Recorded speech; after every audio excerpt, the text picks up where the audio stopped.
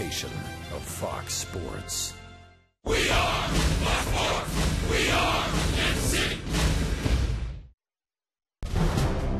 America's heartland. It has a long-standing love affair with our national pastime. And dating back to the 1880s, Kansas City has had baseball. The Cowboys, the Blues, the Monarchs, and the A's. In 1973, Royal Stadium opened. Hi, everybody, and a very pleasant good evening to you from beautiful Royal Stadium in Kansas City. Today, the home of the Royals bears the name of the man who brought baseball back to Kansas City, Kauffman Stadium. For 40 seasons, they have come from all parts of the Midwest. Many loyal, true blue fans by the million. And what games, teams, and players the ballpark and the fans have seen. 1-0, the pitch to Thomas. Curve and hit hard. One hop to second. Shumpert's got it. A no-hitter. Twice home to the American League champions and one World Series title. The Royals have won the 1985 World Series. Home to an MVP, Cy Young winners, rookie sensations, and Gold Glove winners. Now, a new Royals team takes the field. Time to concentrate on winning ball games now. Full of hope. I couldn't imagine us not making it to the playoffs. Full of promise. I think a realistic goal is to win the division. Full of desire to add to the legacy of Kauffman Stadium.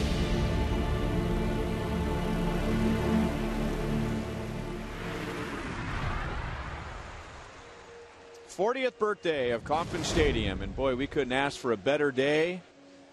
A more attractive crowd. You know, some people say that blue is not a good sports color because it doesn't stand out like the others, but we have every shade of blue today, and it really stands out, doesn't it? Oh, I'll say whoever said that, I'm not sure they know their color book. But let me just tell you, it was great to hear Denny Matthews narrate that beautiful opening to our show. I mean, that just gave me goosebumps to see the history that's here. And, you know, it's been almost a whole generation since they've won.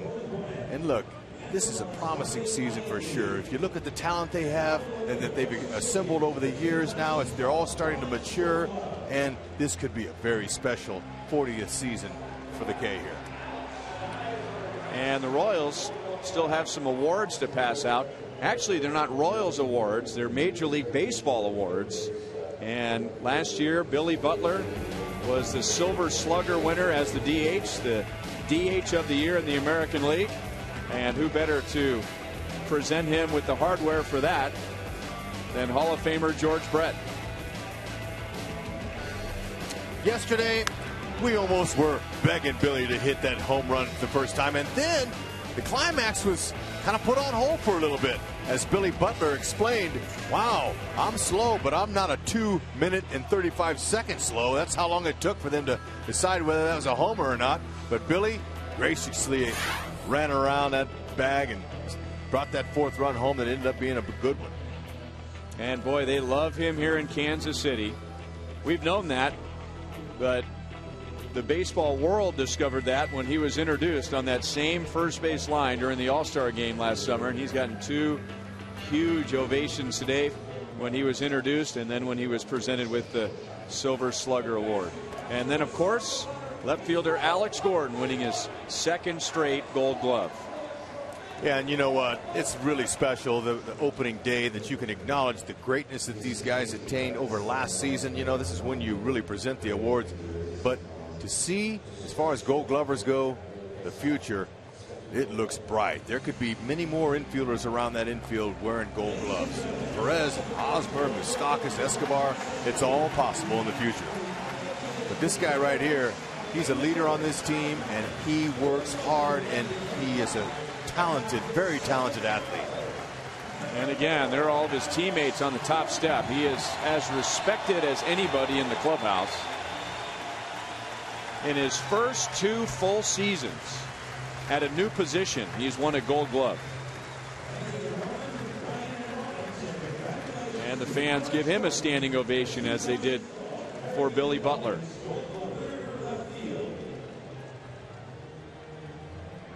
So we've had it all today. Beautiful weather, big crowd. Introductions of both teams. a wonderful national anthem. And now it's time for baseball. And let's take a look at how the Royals are lined up today against the Minnesota Twins. They'll be facing right-hand pitcher Kevin Correa, who spent last year with the Pittsburgh Pirates. And the Royals are back to basically their American League lineup. Ned Yost had to move a few guys around for the 3-game series with the Phillies and the pitcher in the batting order. You look at these names in this lineup right here. Used to be like, well, I don't know. I recognize a few of them names. Butler, Gordon, maybe. But I'm going to tell you what. Escobar, Moustakas, Perez, Hosmer. Frenchie's a household name. Lorenzo Cain.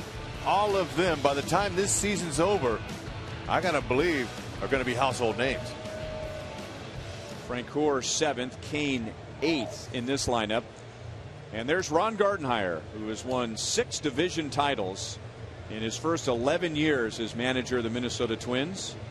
Season number 12 and moving up on 1,000 career wins. And here's how his team is lined up today. A little strange seeing Joe Mauer in the number 2 position. No, I think that's a good spot for Joe, though. Joe's going to be able to protect Hicks, who he bats from the left side. This young kid, if he can ever get on base, and I'm sure he will, after a slow start. But you got some pop there. Willingham, Morneau behind him. You know, Doman, he's no slouch either. He's got a little pop. Blue, Parmalee, Dozier, Floryman, all names familiar in their lineup last year.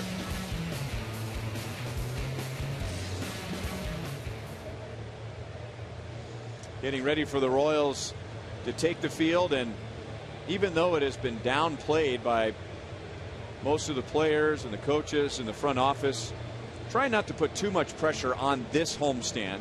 It's just 6 games, and don't want them to be living in the past when they went 0-10 to begin the homestand. But you really get the feeling that they don't just want to play well today. They want to play well this entire homestand and establish this as a more difficult place to play. You know, for years, Hud, you'd hear players from around the league talk about, I love coming to Kansas City.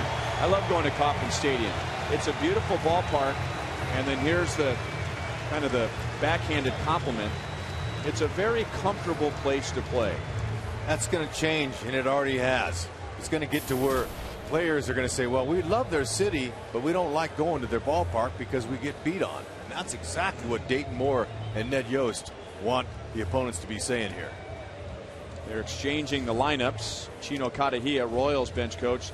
Terry Steinbach, former major league catcher, played most of his career with Oakland and then finished up with the Twins. He is a Minnesotan. He's the new bench coach for Ron Gardenhire, so they've stepped aside so Irvin Santana can begin his warm-up tosses. And Santana, we just showed you the loss he had on Wednesday against the White Sox, giving up 4 runs in 6 innings, only 5 hits.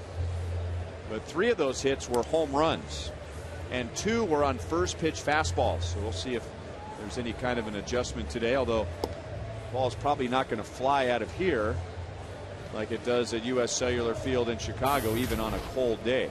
No, it won't. You know, and Irvin, he's going to give up his share of homers because he's in the strike zone a lot. But he's going to have to really make sure that when runners are on, that he hits his spots. Now, solo homers don't hurt you as much as the 2- and 3-run homers, and Irvin knows that. But what he wants to do here, he told me, is to go a good solid 7 innings here and be able to walk off of that mound and tell those people, look, I want to pitch my heart out for you. And he's got some nice weapons. He's got a good hard 2-seam running sinking fastball.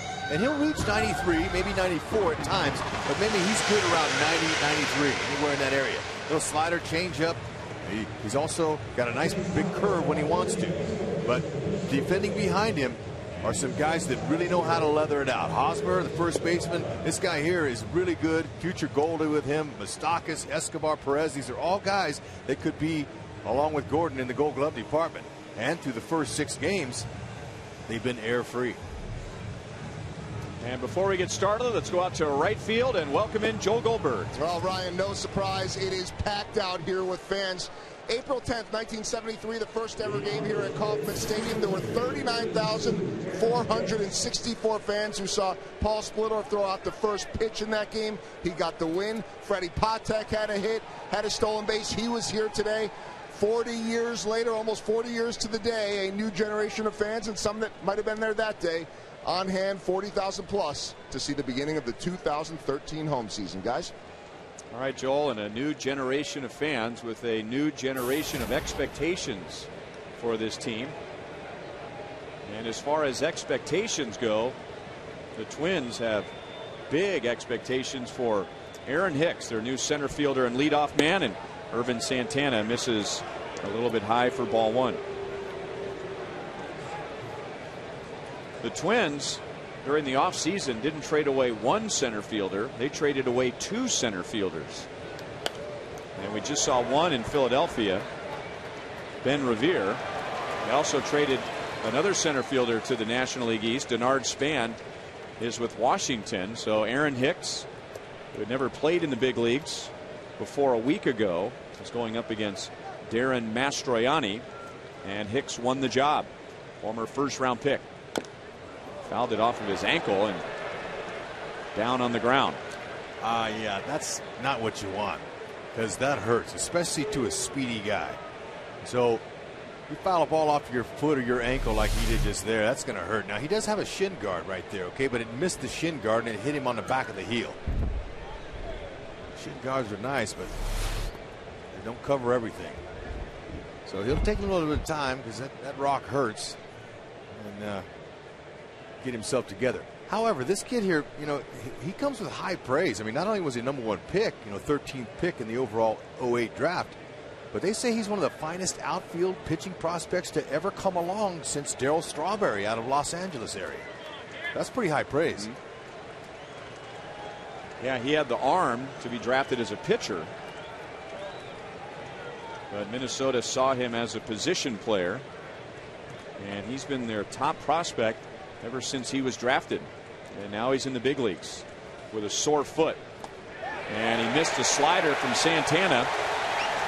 It's a good sign there when Santana has his A pitch going, and he begins his first game as a Royal at home with a strikeout. And I was just going to say, after a guy fouls a ball off his ankle, you throw the same pitch, the same location, and he did, and it got him. So it's going to be important for this kid to get off to a good start, like all rookies when you first start in the majors, or else they're going to start saying, well, maybe he wasn't ready, maybe we should send him back. You want to stay away from all that by getting some hits, bunting, doing whatever you can do to impress. Joe Mauer, and take a good look at that. A .231 batting average connected to Joe Mauer. Now, that doesn't mean anything to the Royals, because Mauer hit .425 against the Royals last year, and I don't even think that's the best season he's ever had against the Royals. Well, he's just so well balanced. You rarely can get him off balance, and that's the whole key between the pitcher and the batter confrontation. Pitcher's trying to get him off balance with some good off-speed pitches, and that's a beauty there. Look at that. That's one of the pitches when Irvin first came up that impressed the Angels staff, is that he had command with that changeup, which is a field pitch, early in his career.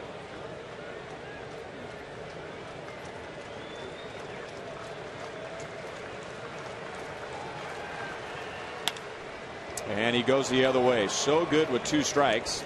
Got a pitch up out over the plate and singles to left. 1 on, 1 out.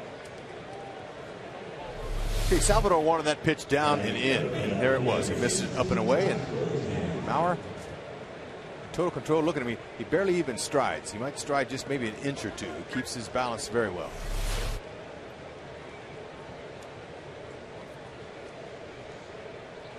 And here's Josh Willingham.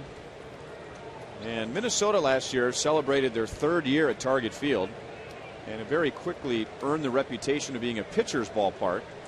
And the Twins felt like, boy, we can't get anybody in here who's going to be able to hit for power like they did in the Metrodome. And Willingham jumps on the first pitch, and he will single to left. So the Twins have 2 on with 1 out. But Willingham, in his first year with the Twins, hit 35 home runs. You got to go back to the early 70s and Harmon Killebrew, the last time a Minnesota Twin hit that many home runs. You know, he had a year, and he's strong. But now here we go. First pitch fastball hit. If the Twins had any scouting reports on the Royal pitching staff, the starters, one of those things might have been, hey, look for first pitch fastballs, because that's what we saw on the road a lot. Salvi needs to mix them up. And now ground ball to Hosmer. Gets a big hop out at second. And a hard slide by Willingham prevents a double play. So instead of the inning being over, first and third with 2 down. Okay. First ball hacking. There you go. Hosmer stayed sure of it. With Irvin covering first base, I think Escobar just said, okay, let's just keep it right there. I'm not going to waste the throw, but look at that hard slide. I don't think Escobar had a grip. Let's see. He's trying to transfer it there, and that's why he didn't throw it. He could never get a grip, because I saw Irvin Santana. He was over at first base in plenty of time. I wondered why he didn't throw it. And it was a failure to turn a double play yesterday in Philadelphia. A more difficult play, but a play that Escobar has made before that helped the Phillies score 4. Ryan Domit had a career season last year with Minnesota. Very versatile player. Catcher, designated hitter, outfielder. Played in a career high 134 games. That helps when you're trying to put together the best season of your career.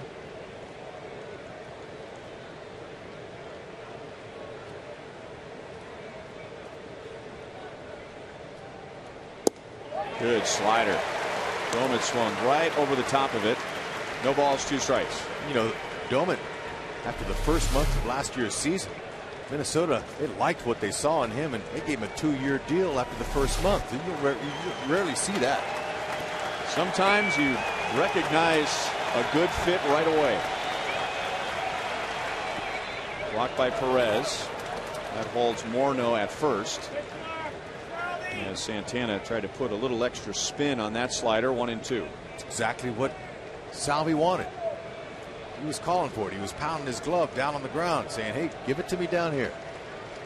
And with the runner at third base, you're not seeing a lot of catchers going like that. Say, let me have it down here. But that'll tell you about the skill set that Salvi has, blocking balls.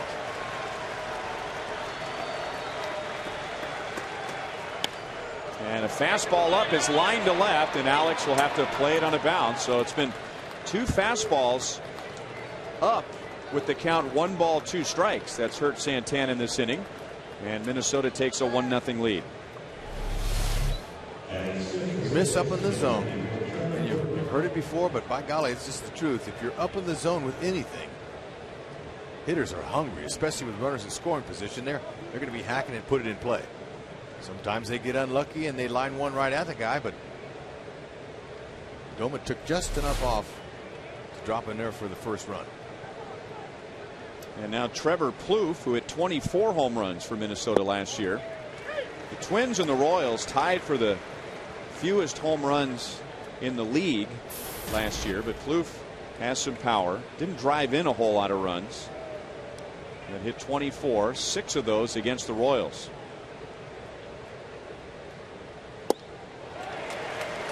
Some bad swings on the slider, and again Santana's ahead, no balls, 2 strikes. So what will he do here? I say he stays with the slider and buries it, or you come inside and bust him with a hard fastball in on his hands, back him off the plate a little bit, and then set up the next pitch. And the slider stayed out over the plate. Alex has it on 2 hops, and they will hold Morneau at second. The throw goes all the way to the plate, back to second in time.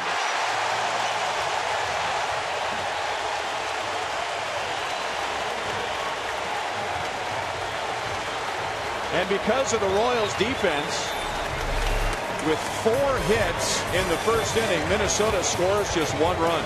Perfect throw by Perez.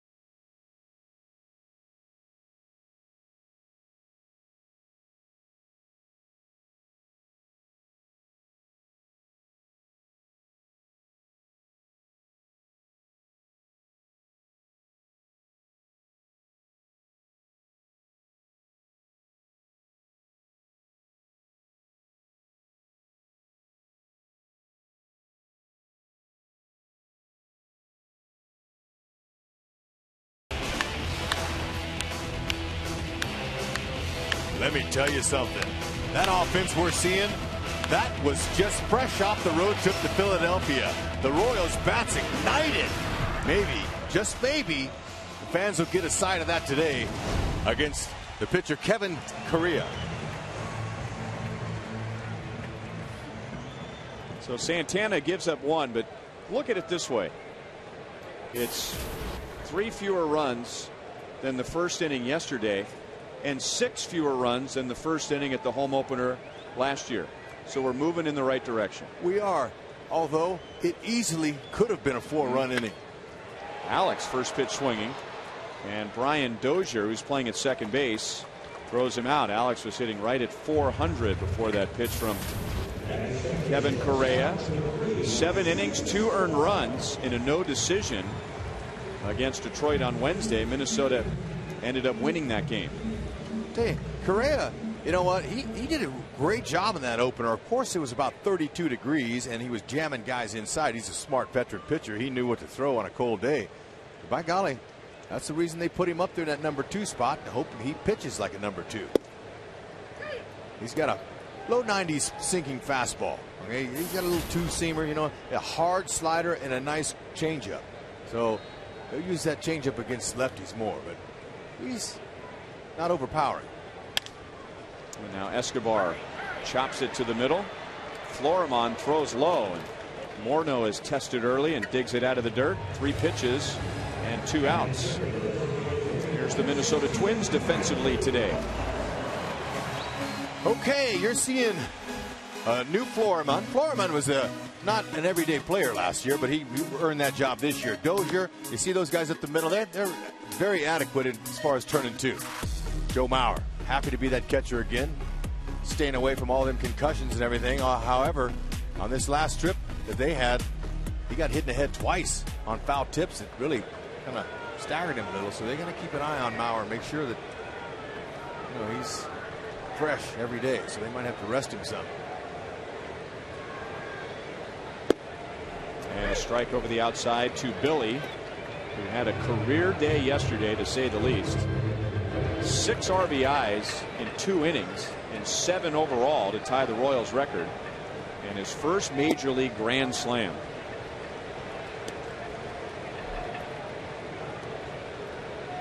We get on the airplane and he looked at me and he said, you know, I'm not the speediest of guys when it comes to getting around the bases, but come on, 2 minutes and 30 seconds. That's not like me. And of course, he had to wait. He was referring to the fact that they had to replay his home run, and he had to stand at second base wondering, if he was going to get his first grand slam. But congratulations to Billy. I'm sure we'll see some more. 2 balls, 2 strikes. And I asked him on the plane, because remember we talked about it during the broadcast yesterday, and he confirmed. He had a walk-off hit here 2 years ago against the Angels. Same thing. Got confused with the railings in left field, and he had to stand at second base. It was a delayed walk-off, but in the end they reviewed it. Almost identical to what happened with the grand slam yesterday. 3 balls and 2 strikes. But it was worth the wait on both occasions. Here's what we're talking about. We had the same confusion. The ball hit a railing and came back, and replay showed that it was the railing behind the wall. Boy, guys in the truck are quick, aren't they? And Billy will take a walk. Associate producer Sam Abramson, who has the Royals season's highlights right at his fingertips, coming up with that in a flash. I heard he's got the quickest fingers in the Midwest. They changed the padding on the wall there. There's no railing like there was then. Now it's padding with the railing behind it to make it easier on the umpires to see the ball when it disappears behind the front wall. Moustakas puts it very high and foul. And Mauer will run into the screen.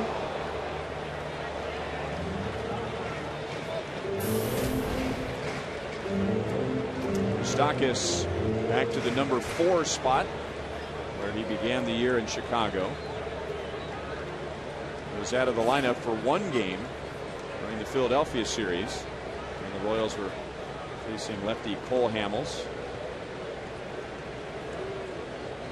Or rather lefty John Lannon, the finesse lefty, and then Ned Yost with Moustakas back in there yesterday against the more power lefty in Cole Hamels. Tell you what, so far I like the way Ned Yost is managing. 1 ball, 1 strike. He's taking every day like it might be the last game they ever play. I mean, he's working it. He don't care. You know, he's not worried about hurting anybody's feelings. He's going with his best guys, and believe me, I think he's got one of the best 25-man rosters he's had since he's been here, including those last 3 utility guys. Well, this might be a little too dramatic, but yesterday was a defining moment.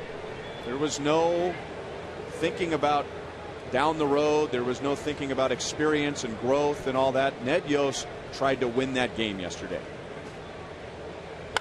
There was no, well, guys are just going to have to learn to get through things like this. He still has all the faith in the world in Greg Holland, but he liked the matchup with Lance Nix and Kelvin Herrera. Nix ended up getting a base hit, but Herrera closed out the game. But last year and the year before that and the year before that, I don't think we would have seen that, because even if Holland didn't get the job done, it would have been a learning experience for him.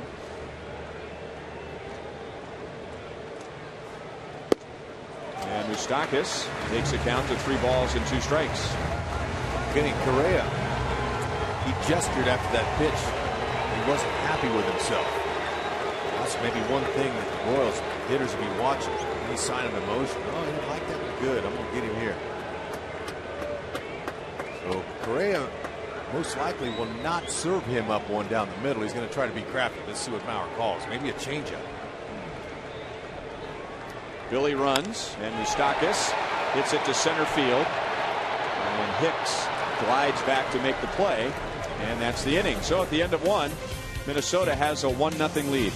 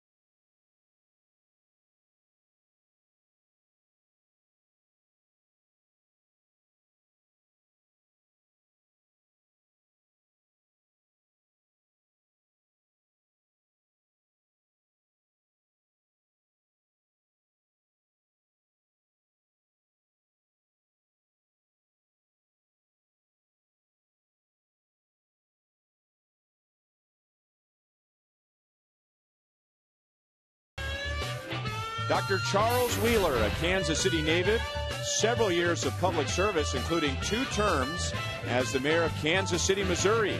And during his tenure, Kansas City saw several advances, including the completion of the Truman Sports Complex, construction of Kansas City International Airport, and Bartle Hall. And he is the first to sit in the Buck O'Neil legacy seat. Wow, man, what a resume. 1-0 Minnesota. Ryan Domit driving in Joe Mauer in the first inning. And this is Chris Parmalee jumping on the first pitch. Alex trying to angle away from the sun and retires Parmalee for the out. Well, Minnesota Looks like they're coming out swinging early in the count, and that's what Chicago did against Irvin Santana on Wednesday. However, that hasn't been the early MO for the Twins this season. They have been just slowly grinding starting pitchers into the ground. And those starting pitchers that they have faced in their first 6 games have been up over 90 pitches in 5 innings. Trying to get into those bullpens, get the starters out early. But more aggressive in the count so far today. Brian Dozier takes a strike.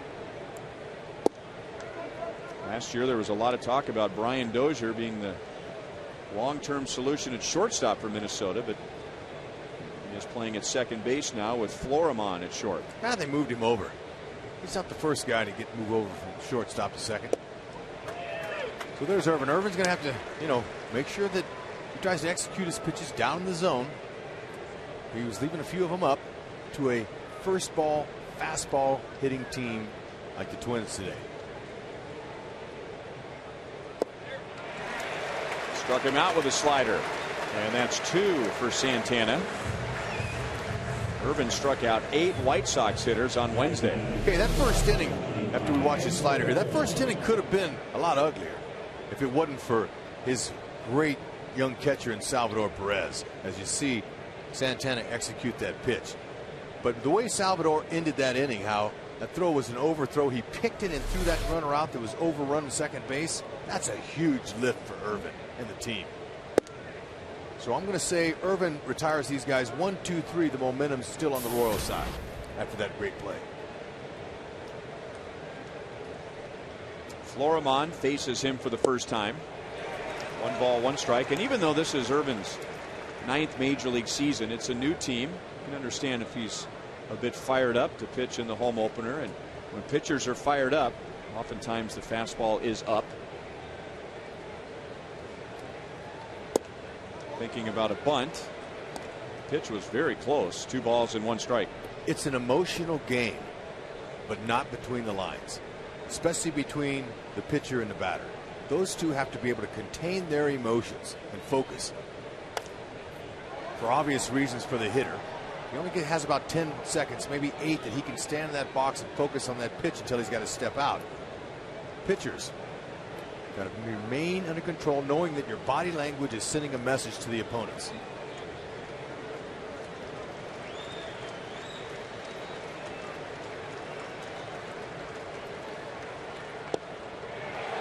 Just missed. Perez tried to frame it, tried to pull it back into the strike zone.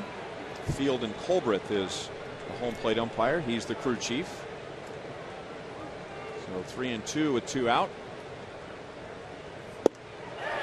3 out. 2 strikeouts in the inning. 3 for Santana, and a much better second inning for him. Florimon, you got to go.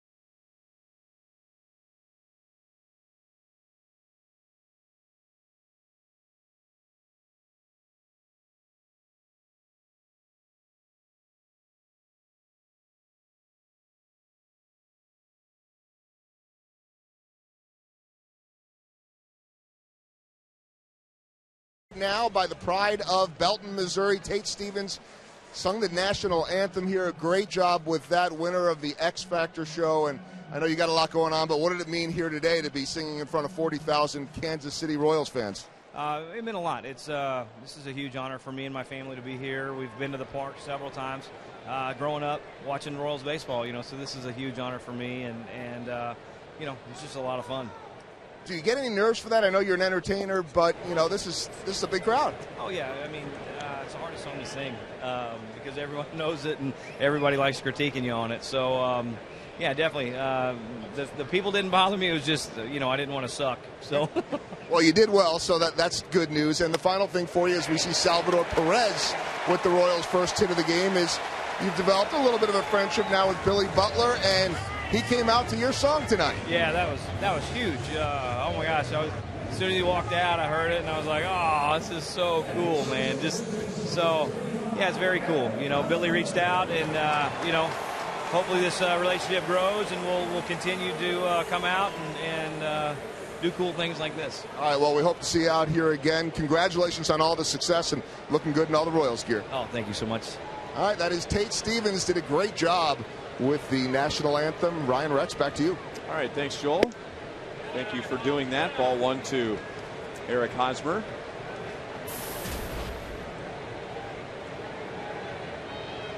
The winner of X Factor, and then a $5 million recording contract. Good for him.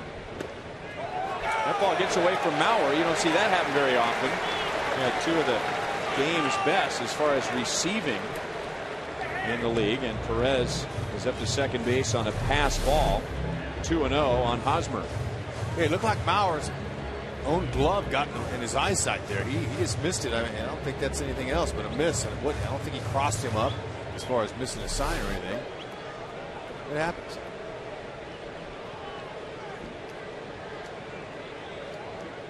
Hosmer, after a slow start in the cold weather in Chicago, had a very good series against Philadelphia, including a 4-hit game on Friday.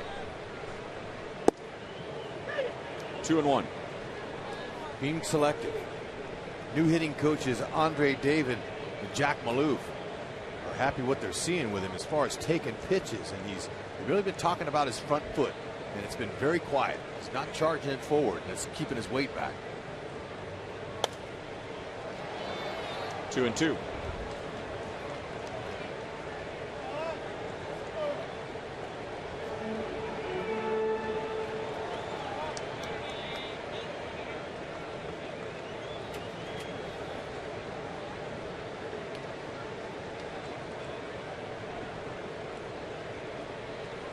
So now 2 strikes, trying to do something for the team and at least get a ground ball to the right side. And it's a bloop off of third. That's going to be handled by Plouffe. So Perez remains at second base with 1 out. Well, this season we celebrate a beloved Royals tradition with the Hot Dog Derby Bobblehead Series presented by Hy-Vee and Farmland. On 3 separate dates this summer, we will offer a ketchup, mustard, and relish bobble dog to the first 10,000 fans. And while everyone has their favorite, your goal should be to collect all 3. For game dates, tickets, and fun tidbits about the Royals Hot Dog Derby, go to Royals.com/Hot Dog Derby.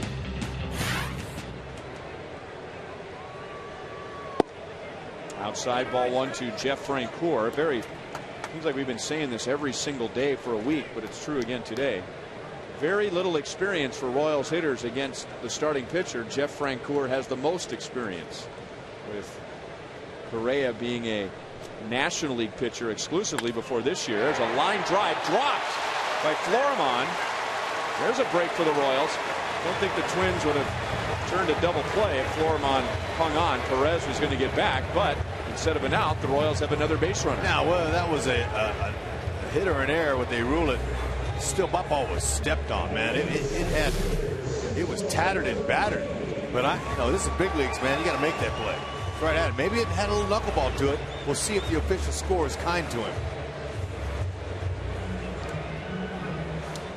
And he was. Kind to who? The shortstop. Well, he was unkind to the shortstop. He was kind to Francoeur. That's a base hit. It is not easy to hit a knuckleball. It is not easy to catch a knuckleball, because most knuckleball pitchers are only going to run it up there about 60 miles an hour. That was about a 90-mile-an-hour knuckleball going at Florimon. Yeah, and you know, those are really difficult to track. So Lorenzo Cain with 2 on, 1 out. No balls and 2 strikes. Okay, watch Frenchie's reaction. When you hit a ball on the screws like that, and you see it at a guy, oh well. You just kind of take a step or two and go, well, I'll get him next time.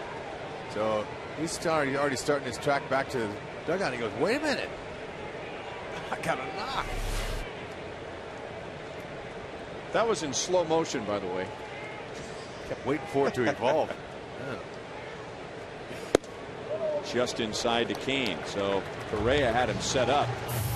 Lorenzo was looking away and pitched him in. Lorenzo due for a breakout game. 3 for 17 to begin the year. He has driven in 2. Middle away. You should be looking on the outer half of the plate, react in. But be aggressive. Don't get called out looking. With the runner in scoring position, if it's close enough, go to hacking.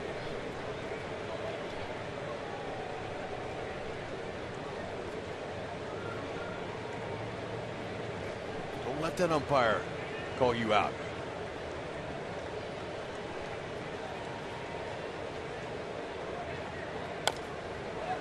Chop foul.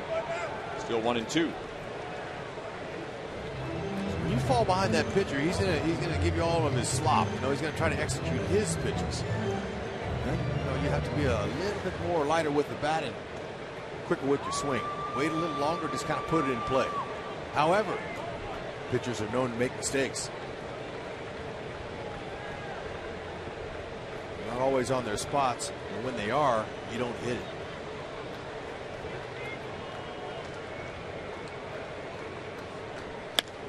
Out over the plate, and Florimon to Dozier. No double play. The Royals are still breathing. Cain's hustle, and now runners at the corners with 2 down.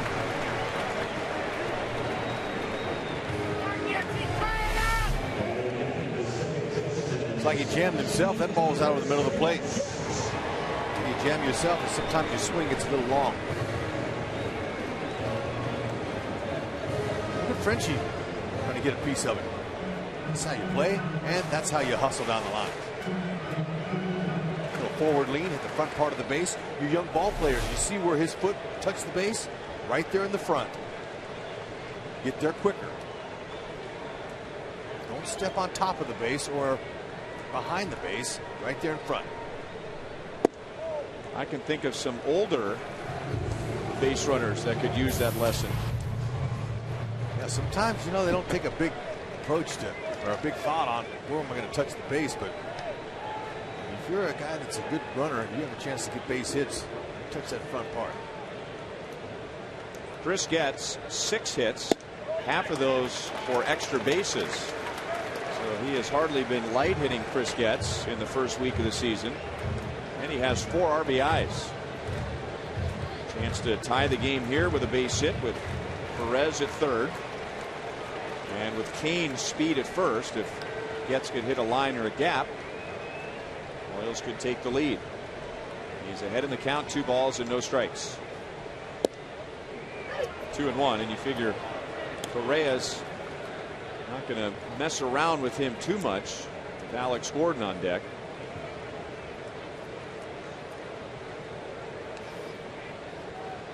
Well, Getz is the kind of guy that he's going to hit it wherever you throw it. Very confident hitter this year.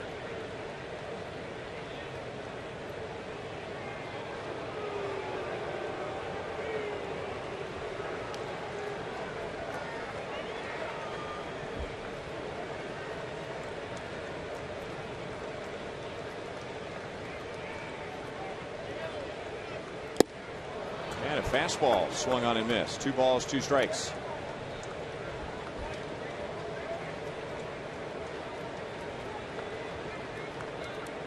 Sometimes, excuse me, Brian, if a pitcher gets that by you, and you don't look real good on that swing, the catcher goes, hey man, let's call it again. So maybe Getz will look for another one of those. It was clocked at 90. Now that doesn't mean isn't sneaky fast. He's not lighting up the radar gun. And it's going to be popped up. And Florimon will end the inning. The Royals get their first 2 hits, but they strand 2. And at the end of 2, it's still 1-0 Minnesota.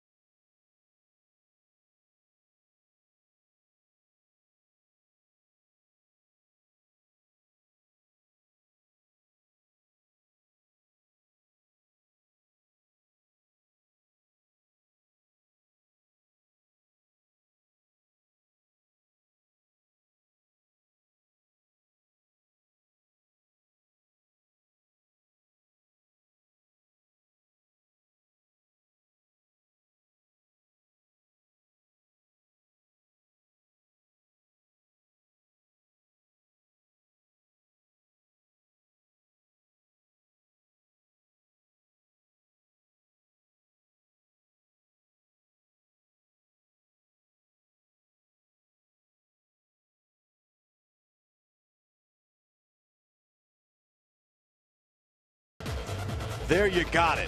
Plays like this is never gets old watching. He has got great skills. He can run, he can throw, he can leap, he can take away home runs, as he almost got this one on opening day. Man, oh man. So when you're the best in your position, you're rewarded by it. Gold Glovers, best left fielder in the American League. Congratulations, 2nd year in a row, Gordo. And he has an assist today. Now the out was at second base, but it was his throw from left field to Salvador Perez, which led to an out at first, or in the first at second base, and a huge out in that inning. So top of the order again for Minnesota. Aaron Hicks opened the game by striking out on a Santana slider, so he is 2 out of 27 to begin his big league career.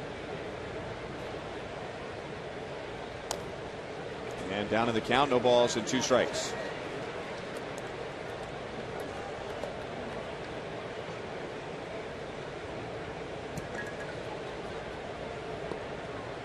You know, I was reading up on him. I'm sure you did too, Ryan, about this young outstanding ball player.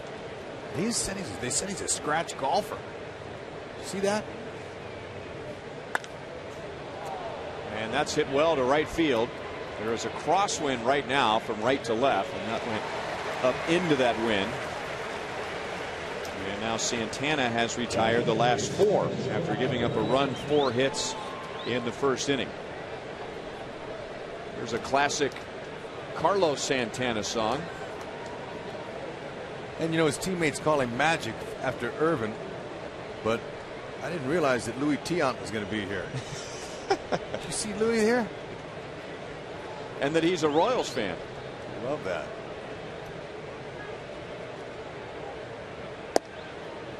Good fastball at the knee. Strike 1 to Mauer. Sure looks a lot like him, doesn't it? It does. What a great guy.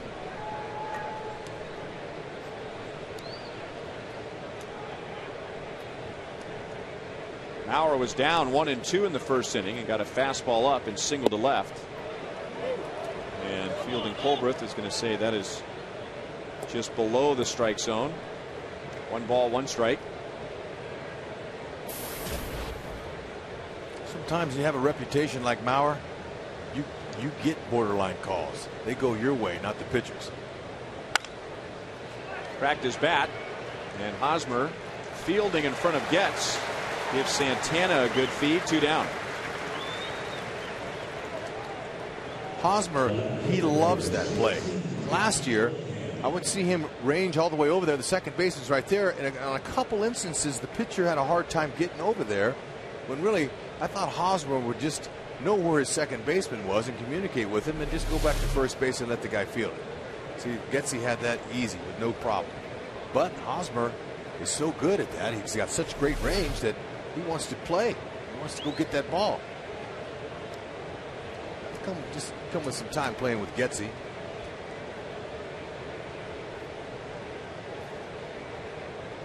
Lots of times second baseman will communicate with his first baseman and look over there and go, hey, I got anything right here, anything soft, I got it, you stay home. And I did that a lot playing with a few Gold Glovers, JT Snow, Don Mattingly. Communication is important in that infield. You got to always be talking. And not that the communication ever stops, but you get guys playing together a lot over time. There doesn't need to be as much verbal communication. That's that familiarity of playing with each other every day. You just know where guys instinctively are going to be. Santana is now retired 6 in a row as he gets Willingham.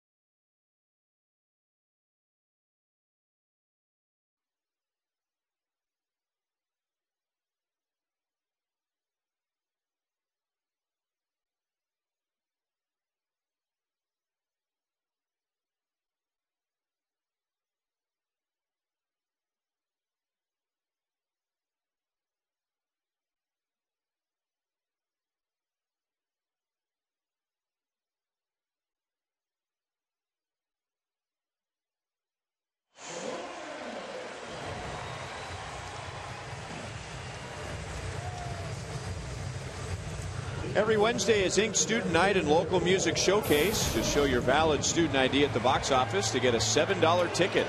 Make sure to get here early for drink specials and live local music in the outfield experience before the game. And the first student night is coming up the day after tomorrow and will feature Lawrence band Cowboy Indian Bear.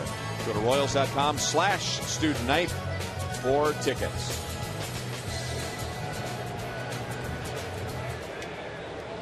Second time through for the Royals.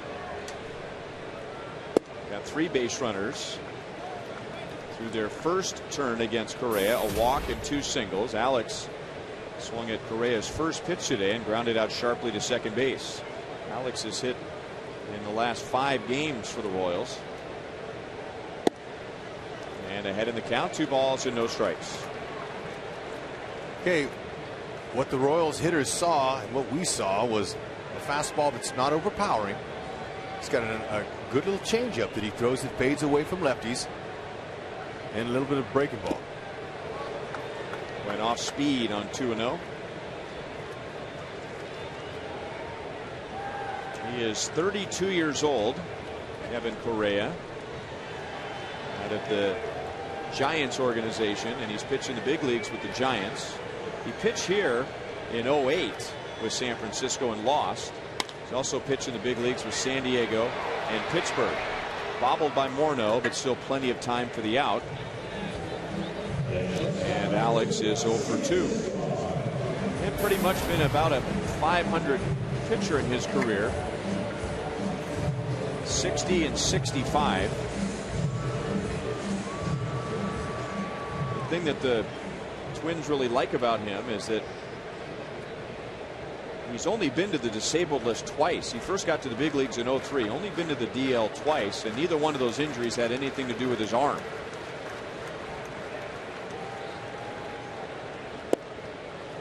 Strike to Alcides Escobar. He grounded out in the first against Correa. There's a lot to be said for staying healthy, especially if you're a pitcher. They like that durability, somebody they can count on.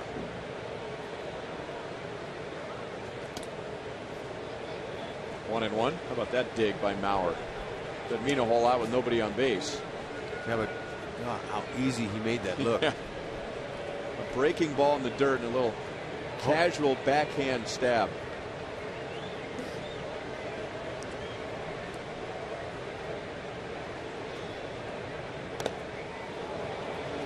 Well, so you want to be a catcher. They're going from the backhand to a foul tip right off his right shoulder.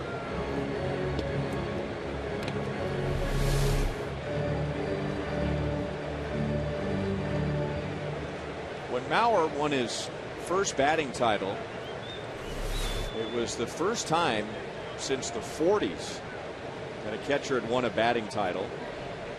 And then he won 3 in 4 years. And the main reason most people believe why it had been so long is because of plays like that. When you're a catcher, you just never feel great at the plate because you're always trying to shake off some sort of a foul ball, or you can understand if the ankles and the knees get sore by the last 2 months of the season after going in and out of a crouch all year.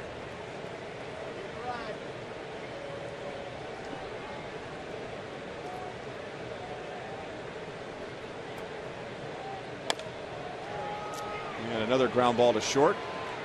And again, Florimon throws out Escobar. 2 down. Billy Butler comes to the plate, and here's what Twins pitchers think about facing him. Billy Butler, another guy, good hitter, good plate discipline. Billy Butler owns me. I cannot get that guy out. Every time he swings that bat, oh my God, it looks like he's trying to come out of his shoes. I feel like he's a guy that's trying to hit homers and trying to drive in runs the most. How did they get those comments from those guys? Those guys they're standing by right now. There's a little studio behind the Twins dugout. They've been waiting all game for us to put them on camera. Actually, our friends at Fox Sports North sending along those sound bites. 1-0 Minnesota at the end of 3 at Kauffman Stadium.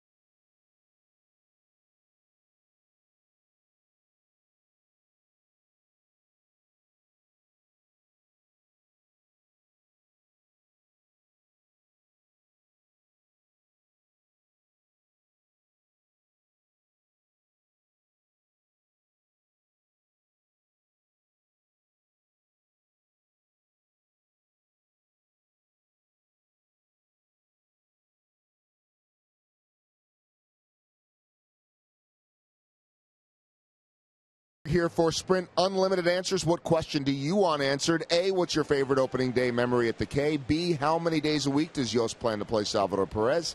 C, will Billy Butler hit over 30 homers this year? And D, what adjustment did Collins make after a rough spring? Text 432-432 and enter your choice, A, B, C, or D. And Ryan and Rex will be back to answer those later. For now, here's Ryan. All right, thank you, Joel. And here is Justin Morneau. And for the second straight at bat, swings at the first pitch. Kane is back to the wall to make the play. Minnesota was just in Baltimore, and they took 2 out of 3 from the Orioles. And if the Twins were in Baltimore today, Justin Morneau would be circling the bases. You got that right, and that's another reason that Irvin Santana loved getting traded over here, is because the large, spacious Kauffman Stadium didn't even hit the wall. And when he hit it, I thought I had a chance. Did you? Well, it got up in that wind. Ball 1-2. Ryan Domit, he drove in the only run of the game with 2 outs in the first inning, a single to left that got Mauer to the plate. 2 balls and no strikes. Domit with a career high 18 home runs and 75 RBIs last year.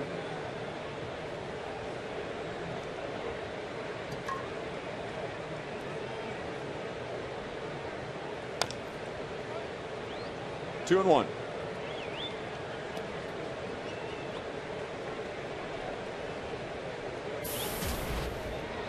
Santana up to 96 so far on the radar gun. Correa 92. You can get downloads up to 50 megabits per second with Time Warner Cable Ultimate Internet.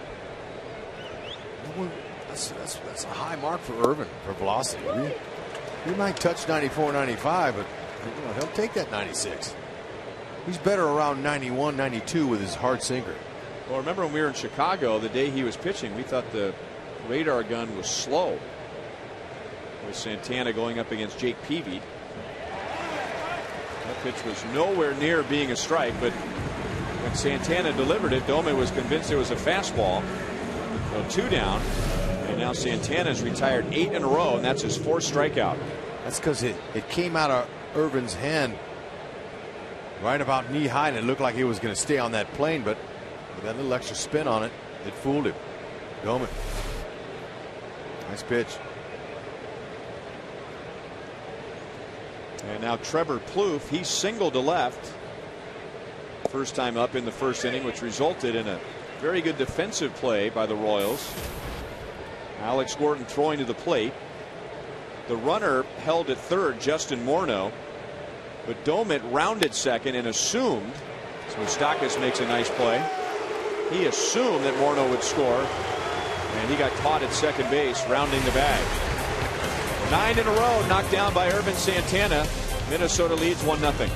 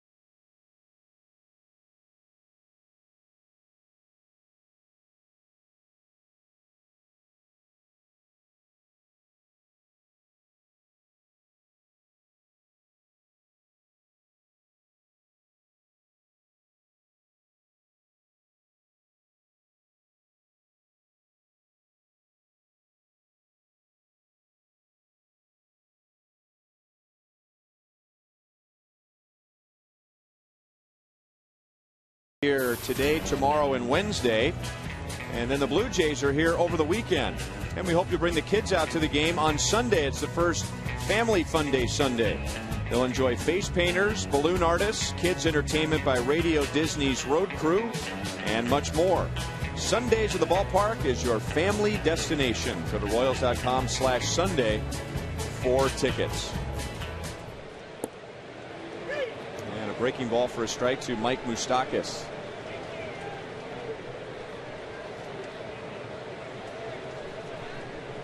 Moustakas flied to center against Correa in the first inning.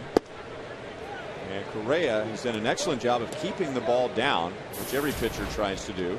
6 of his 9 outs have been on the ground, and Moustakas' fly out is the only out in the air that reached the outfield. The other 2 were infield pop-ups. And it was on a 3-2 changeup, and Moose put a pretty good charge in it. That told me that he had an idea that might be coming, but it was a nice swing on a changeup like that.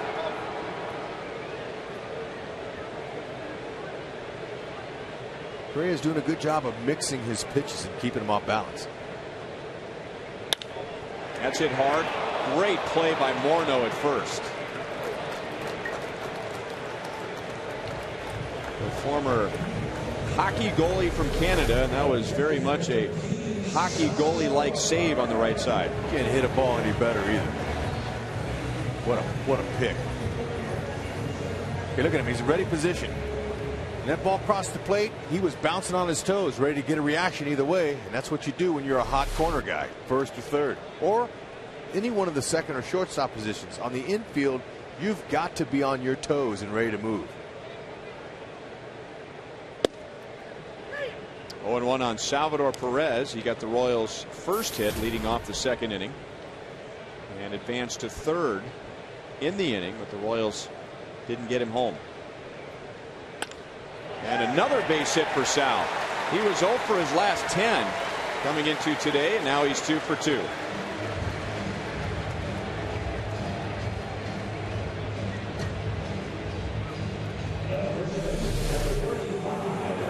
Hey, Salvador, he's off the plate a little bit, so he's able to jump right into that. And, you know, he's a very good opposite field hitter, and he steps towards the pitcher and a little bit towards first base. So he goes that way with his step, but he's off of the plate. It allows him to do that. You'd think pitchers might try to jam him inside, but he's awfully quick in there, too. Oh, Hosmer had a rip. He fouled to third in the second inning. That was one of the biggest outs for Correa today, maybe his biggest out. Perez was at second base with nobody out and was able to get Hosmer without further advance.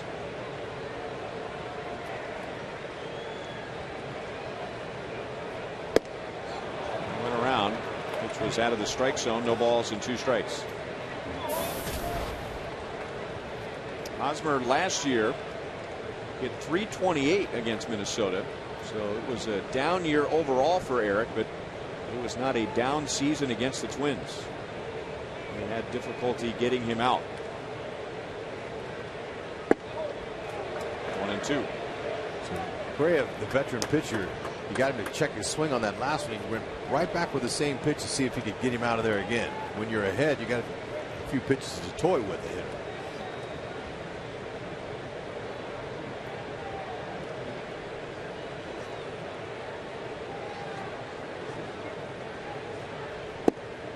Tried to back it up over the plate, just missed. 2 balls, 2 strikes. That's a pretty good pitch too. I mean, you know, it had just a little bit of run back over the plate. Didn't quite get it caught.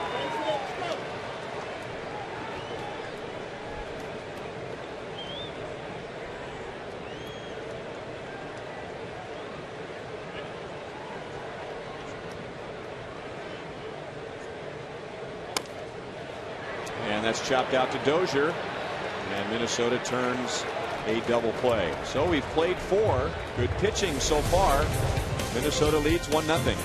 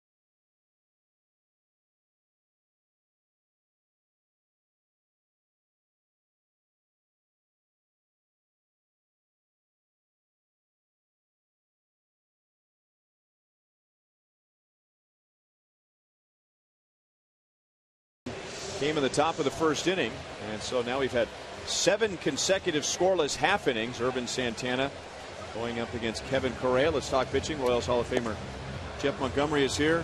And Santana got the ball up a little bit in the first inning, but he's been excellent since. Yeah, he has, and I think he's made some nice adjustments. Good to see from him, Rex. As we know, he's a pro out there. He's going to learn from what he's not doing right. And here we're going to see some fastballs up, a couple base hits.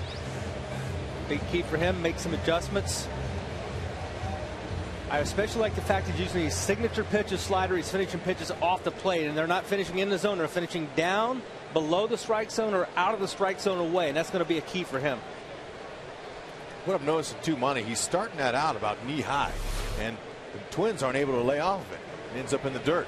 Well, I like the fact that he's using it more effectively and using it maybe more frequently than what we saw in Chicago. Santana's retired the last 9 Twins. And all that started with Parmalee, who leads off. 1 ball, 1 strike. He flied to left in the second.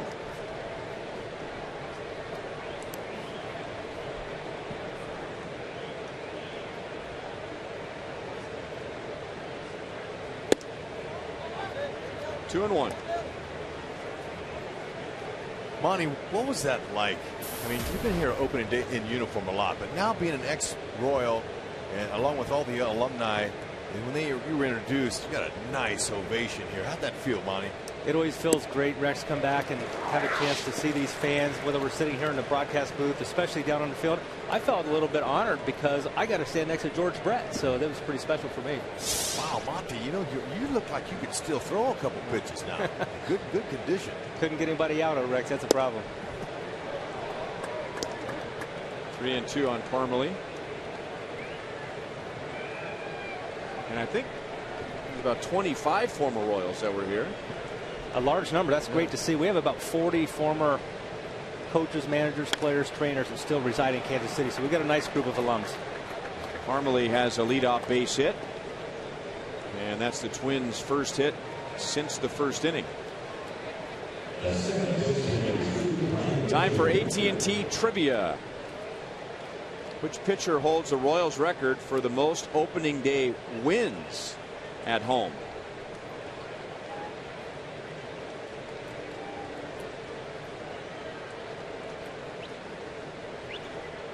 Paul Splittorff. Well, I believe he got the first one here in this ballpark. Fouled back by Dozier. Paul's always a great answer on any pitching related question, right. Just as George Brett is on any hitting related question. I'm going to throw Kevin Appier out there because he had quite a few opening day starts. That was my guy I was going to throw, but let's see. We're both wrong. Now, okay, here's the twist. The home opener isn't always opening day. So your number 1 guy isn't always pitching the home opener. How about Larry Gura?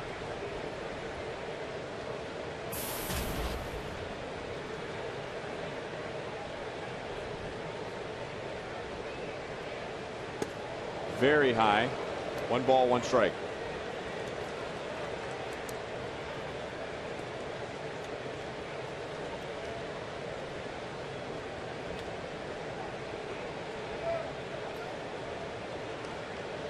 Santana with 4 strikeouts, no walks. James Shields yesterday, 8 strikeouts, no walks.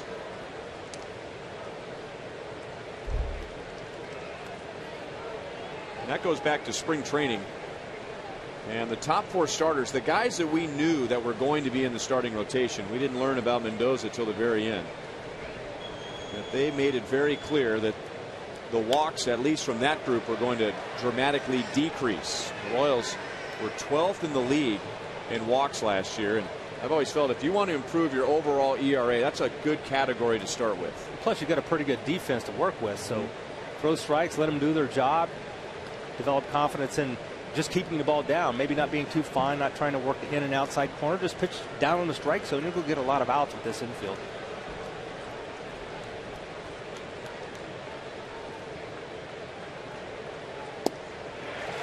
Dozier strikes out again. Same pitch, a slider. So make it 5 strikeouts for Santana. And that's the first out of the 5th. Okay, again, he's going with that slider. Okay, this is the first at bat he got him on. Just not able to lay off of it. Sometimes you'll make some adjustments, but that was a little bit better location for the hitter, but still pulled off of it. That's a great sign to see him using that slider so effectively. We know Ervin Santana led the American League in home runs allowed last year. Florimon gets it through the right side. Parmalee will stop at second. And Minnesota now has 6 hits. All singles, 2 on, 1 out. A lot of those came on first pitch. I know 7 of those were first pitch to the batter on all of those home runs. And this year we saw in Chicago, he gave up 3 home runs. 2 of the 3, I believe, were on first pitch. All 3 were on fastballs. So I think if Ervin Santana uses his off-speed stuff more effectively, it's going to make him a better pitcher. I looked up some numbers on Santana. 5 years ago in 2008, his average fastball velocity was 94.4 miles an hour. In his game so far this year, just the Chicago and early this year, was 90.1 miles per hour. So over a 4 mile per hour difference in his fastball. So I think you just have to learn from the fact that maybe you don't quite have what you had 5 years ago and make that adjustment. And that 2008 season, Santana had the 2nd most strikeouts in the American League. Pickoff play at second. Parmalee gets back.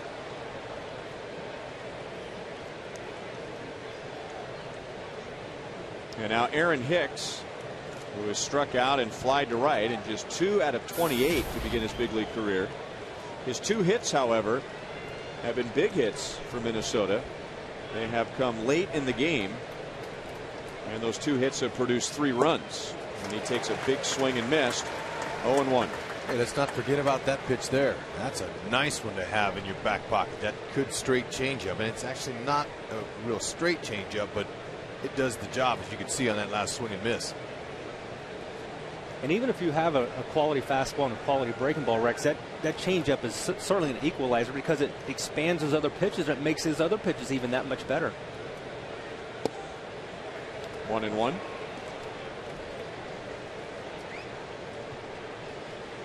Think of a fastball slider pitcher primarily like a Santana. He's always effective against the right-handers, but then here against the lefty like Aaron Hicks, being able to throw that changeup, again, it's an equalizer.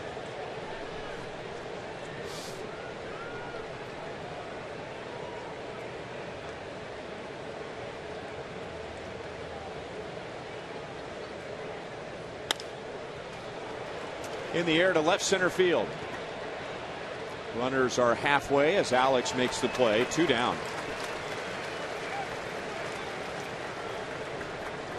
Parmalee back to second. Florimon to first. And 2 base runners for Joe Mauer. Yeah, this is where you really got to bear down here and focus on your location against this guy. You know he's going to make contact, especially if you get ahead of him. But you want to keep the ball down so he hits it at somebody. You hope. And when Mauer batted in the first inning, we were talking about what he has done to the Royals in his career. .355 career batting average. Better than Rod Carew, who played a big chunk of his career for Minnesota, and then Ivan Rodriguez. But if you want to talk about Kauffman Stadium, he's even better, to the tune of over 360 in this ballpark. And in the spirit of the 40th anniversary of Kauffman Stadium this year, if you look at on base percentage, Joe Mauer has the best of any player ever, any opposing player ever here. .457 on base percentage, and that .360 batting average is the 3rd best ever for an opposing hitter. So he loves Kansas City.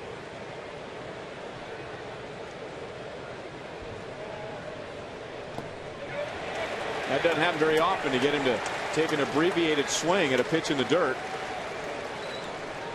No balls, 2 strikes. Well, watch him go to work with 2 strikes here. He's not easy to get out at all. Now you get ahead of a guy, that's what you want to do every time. It doesn't always happen, but he's going to be Looking for anything close. He'll try to get his bat on. Hard to strike him out. Instead, it's a ground ball to Getz. So Maurer comes up with 2 on. Santana gets him to ground out.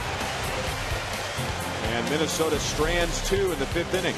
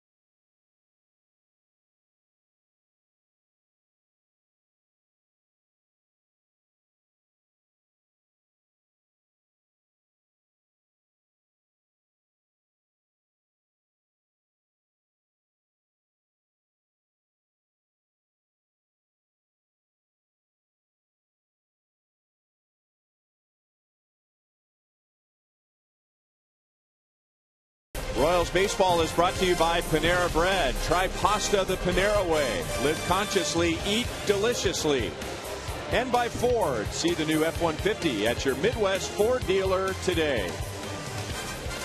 And when we say you want to perform well in front of the home crowd, we're not just talking about the Royals. This is how we started the 2013 Hot Dog Derby. We had a casualty right away as Ketchup went down. Mustard had the lead. And then Relish kicked off his shoes. I still think you should be disqualified if you do that. And we had a pileup at the tape with, I think, Relish just getting in front of Mustard for the first win of the year. But we must tell you, all condiments are healthy and well. Watch this. Although he might have been out of his lane. He was on the grass for a while, but it's on. That is serious business. Francoeur hit it down near the end of the bat and flies out to Hicks. Well, Francoeur is 1 for 2. And a rare out in the air from Kevin Correa. 9 of his 13 outs have been on the ground. Monty, he had 2 3-ball counts in the first inning. None since then. Well, he's been effective, and that's the thing. I talked with Rick Anderson, the Twins pitching coach, about him earlier today, and he just said, think of him as a typical Twins pitcher. He's a guy that's going to pound the strike zone. He was a little, in the hole early, but he's been that type guy. He throws strikes, tries to get ahead of batters, and really kind of the Twins' way of doing things.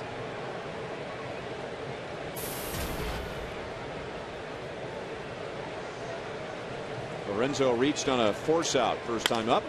And that ball's hit well past the diving shortstop Florimon. Well, Lorenzo is 1 for 2.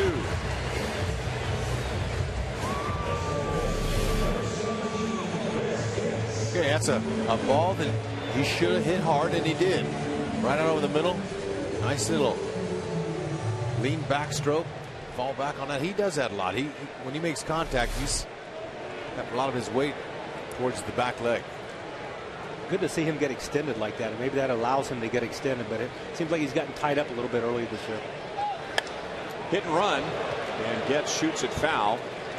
As third base coach Eddie Rodriguez.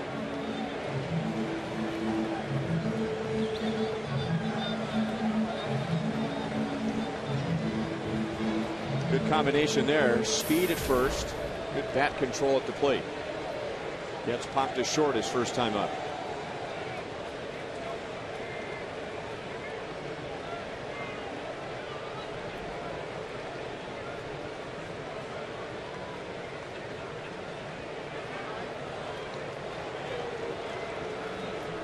The fact that Ned has speed up and down his lineup, that's a good thing.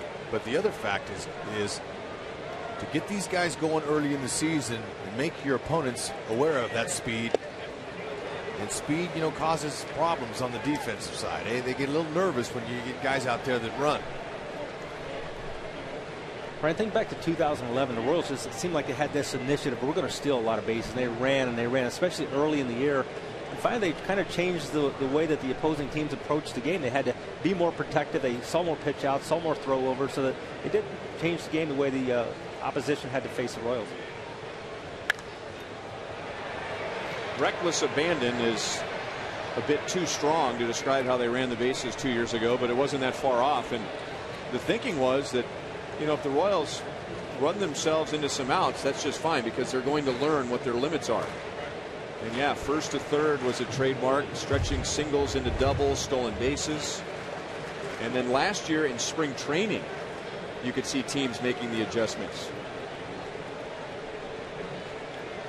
in the so-called games that don't count. Like for a pitcher, you're standing on the mound and you're getting these signs from the catcher. He's telling you to step off, throw over, hold the ball, and it disrupts your timing, so it can have an effect on what the outcome of the at-bat is at well.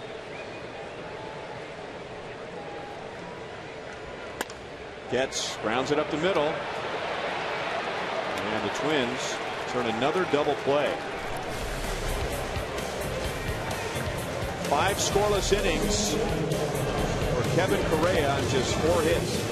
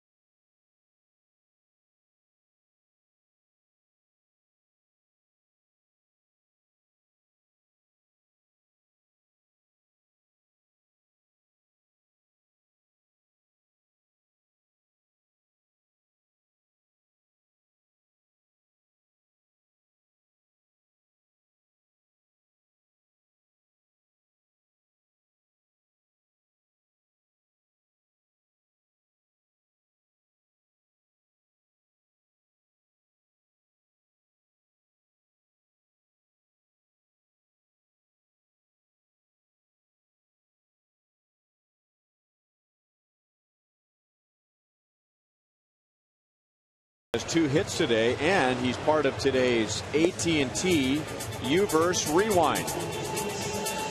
Okay, this play is unbelievable. Not only did he pick it out of the dirt, look where he threw that ball. On the third base side of the bag at second. That's the only way you get this ball, and this got him out of the inning. They could have went on and had scored 2 more runs easily in that inning. That's the kind of skills that Salvador Perez possesses.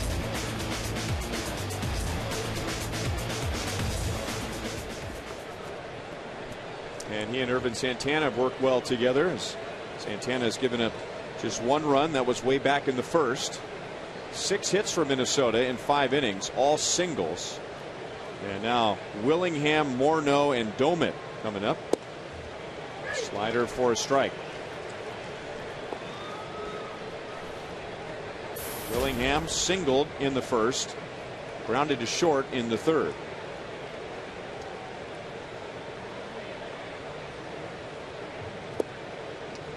One and one.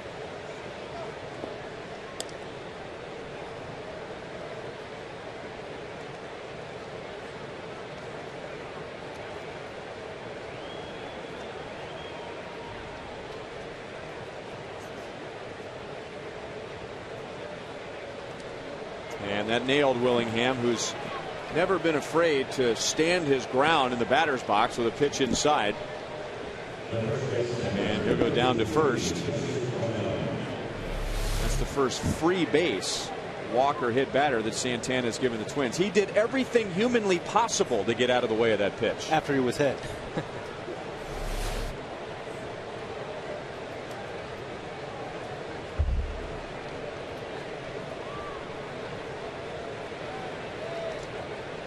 And now Morneau, who's 0 for 2. Although last time up he flied to the wall in center field.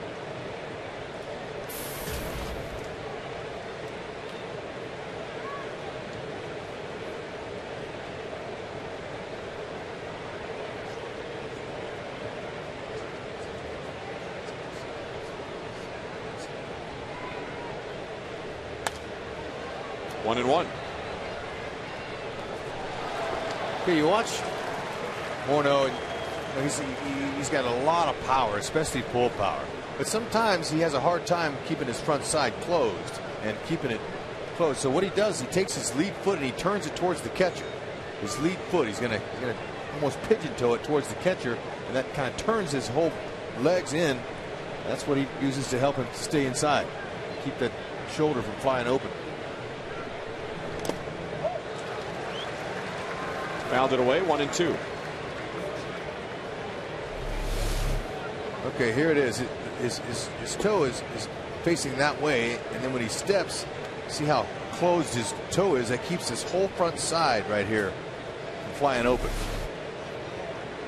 It's a hitting term, hitting against a firm front leg.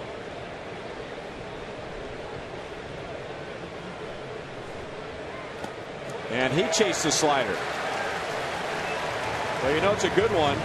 Well, we already know Santana has a good one, but you know it's especially good today when guys like Morneau and Mauer are chasing pitches that are that far out of the strike zone. I believe that, Ryan. I always loved it when I had batters throwing bats in the stands because you're fooling them. They're out in front and they can't hang on to it. When the bat flies in the stands, you know your slider's working pretty good.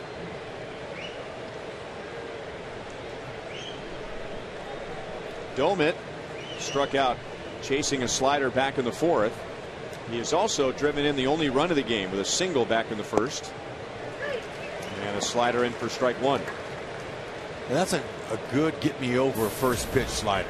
That wasn't his out slider. He was going to try to get him to swing out of the strike zone.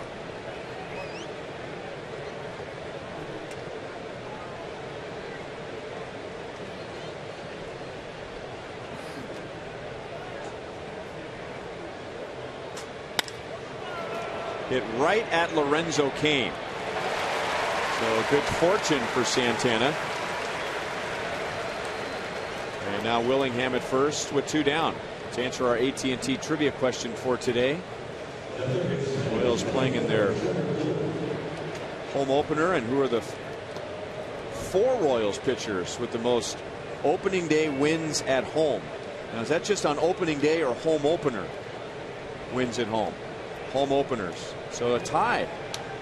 Paul Splittorff, Larry Gura, Bud Black, and Fitzy, who is here today and was introduced. Ryan, you carried half of those for us. Unfortunately, Rex and I couldn't contribute. Booth pops out. Leadoff man on. Santana gets through the 6th and still allowed just the 1 run.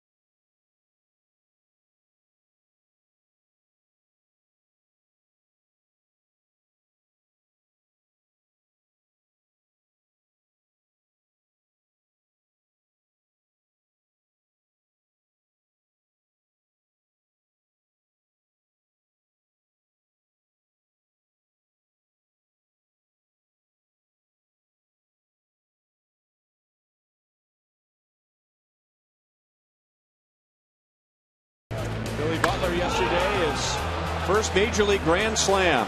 104th home run of his career, but the first one with the bases loaded. Required a video review before he got to finally circle the bases. And of course, last year won the Silver Slugger, awarded to him by Major League Baseball and presented to him today by George Brett. And he will come up third in the inning. Third time through for the Royals against Kevin Correa. They have just 4 hits. Correa throws a strike to Alex, who is grounded out twice. Our Sonic Slam inning contestant is Patrick Calhoun from Harrisonville. If the Royals hit a home run in this inning, Patrick wins $700. A grand slam is worth $25,000 from Sonic and the Royals. That's low. 1 ball, 1 strike. Okay, third time around, these guys now. And you got to be looking for a zone, and that be right out over that middle of that plate. Look for a mistake. But he's mixing them well, so you can't really sit on any particular pitch. However, you can't miss that one. That fastball is what you got to look for. And actually, that was an off-speed pitch, but he was in the zone where he wanted it. Just pulled off of it.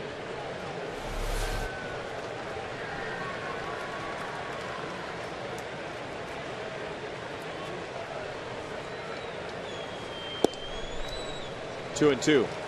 Now you're saying that Rick Anderson, the pitching coach, was describing Correa as a typical Twins type pitcher, and he's the kind of guy that you can have a comfortable 0 for 4 against.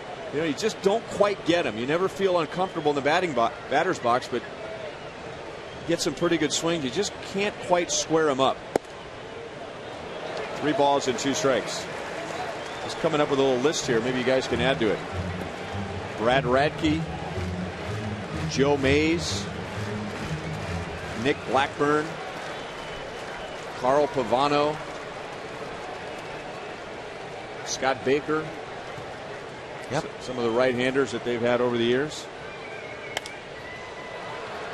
And then, of course, they had Johan Santana and Francisco Liriano for some very good seasons. Some power guys. Booth Bonser for a while kind of fit that description. And they've always been a team that's really been a defensive-oriented team. They use that defense. Now, we know the last couple of years have struggled defensively, and that's been the reason they've been near the bottom, is they just haven't played that Twins-type baseball. But for so many years when they were competitive in this division, pitching and defense, that was their forte. And you throw a Maurer and Morneau in there, sort of didn't hurt the offensive side.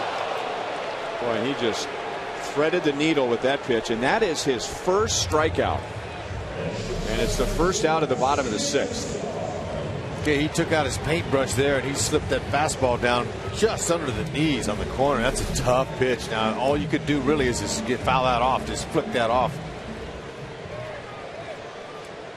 Credit Correa's making some pitches.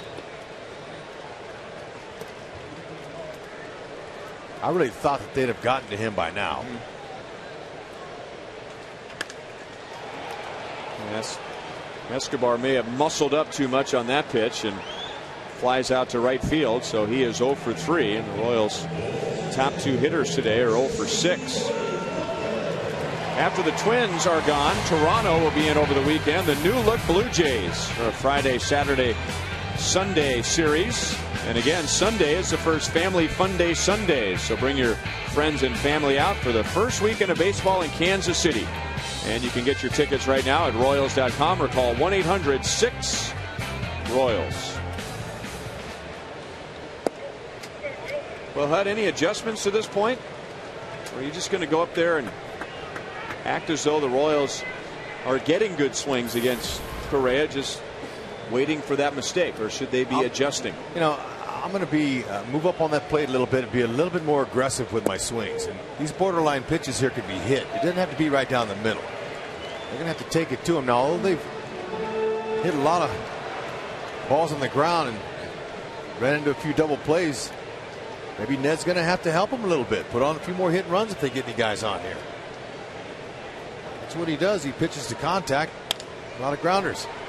There's another one. Billy is out. Correa has recorded 18 outs today, and 12 have been on the ground.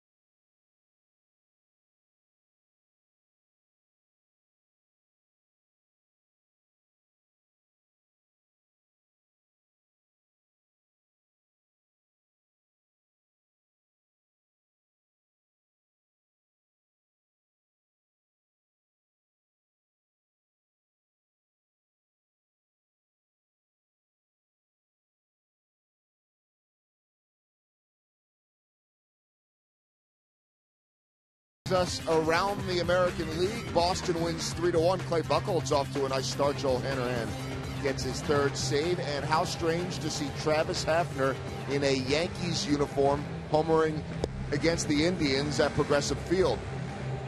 And so he goes deep there. Ubaldo Jimenez, 5 earned runs allowed in 4 innings so far in that one. Our Mazda game break, and we take a look at the return of the longtime Indian Travis Hafner, and doing what he has done so many times at Progressive Field. Going deep, Jimenez serves it up, and the Yankees leading in that one. Here it's still 1-0. We head back over to Ryan.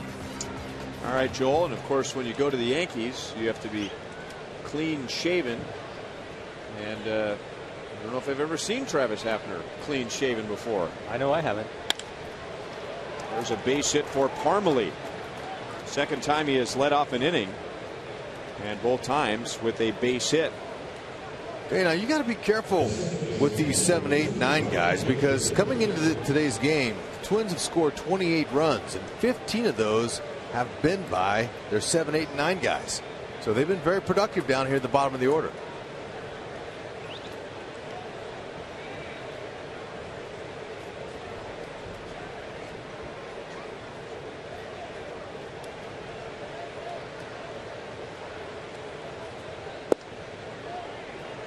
You know, and you mentioned last half inning that maybe Ned Yost is going to have to try something new with Correa to get something going on offense. Well, the Twins only have 1 run, and that was a trademark for them when they were in the Metrodome for sure.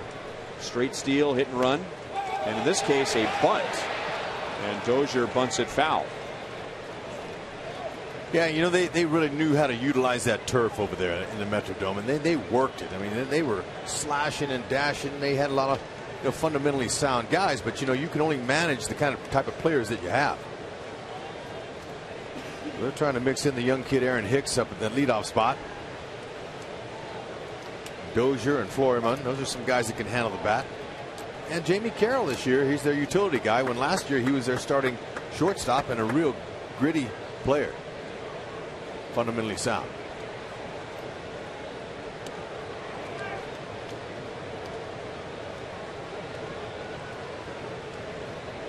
Dozier's had a bad time with the slider, and maybe that's why Ron Gardenhire wanted to see a bunt, because Dozier has struck out twice,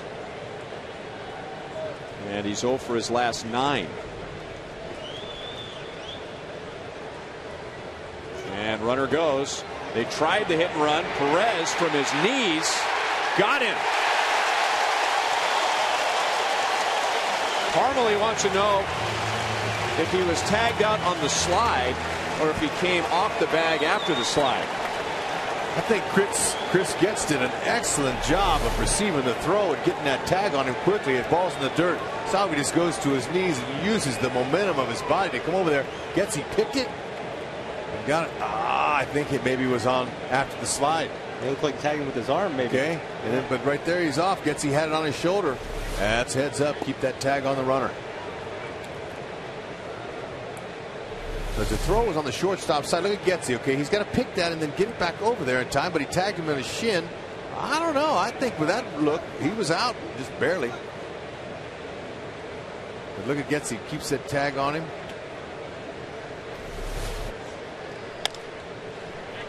And a slow roller near the bag. Escobar on the run. Throws out Dozier, 2 down.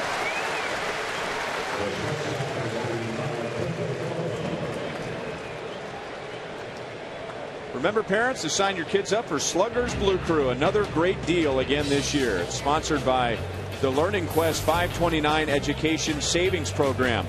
Members receive a gray batting practice jersey, a Royals hat, blue wristbands, ticket vouchers, priority access for the Sunday Fun Run, and much more for just $25.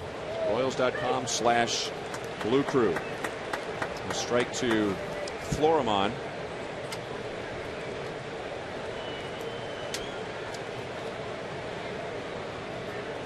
He is 1 for 2 with a single. You know, talking about holding the tag on the runner.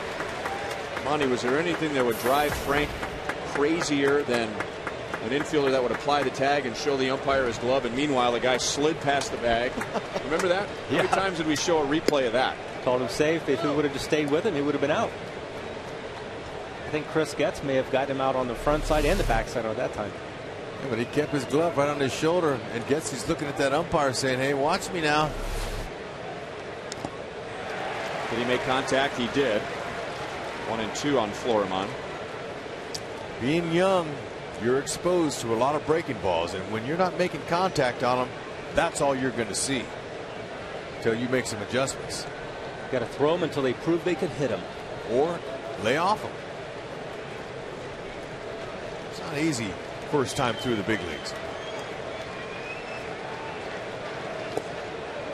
2 balls, 2 strikes.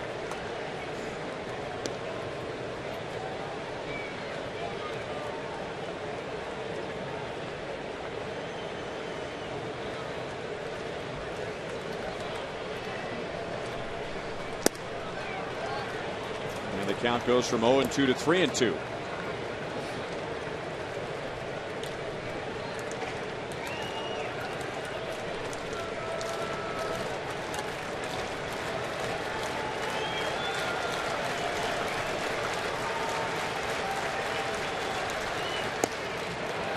Didn't get the call. And for Santana, that is his first walk. Comes with 2 down in the 7th inning. Royals, by the way, lead the league in strikeouts. Most strikeouts, that is, and fewest walks.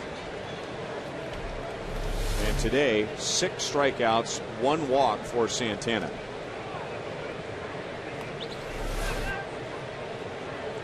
Rather surprised to see Santana throw the off-speed pitch there to the number 9 batter. 2 outs in the inning. Yeah, I was thinking he's got to challenge him here. 3-2. That's the kind of walk that'll drive a pitcher crazy, won't it? Cautious. Start 0-2. Yep. It'll cost you some money in kangaroo court too. You walk a guy with 0-2, you walk the number 9 guy, and you walk a guy with 2 outs. That's a trifecta right there. That's a trifecta. Well, we told you that Aaron Hicks, and he's hitting .069, so he doesn't have an impressive batting average, just 2 out of 29, but his 2 hits have driven in 3 runs, and both of those hits came late in games.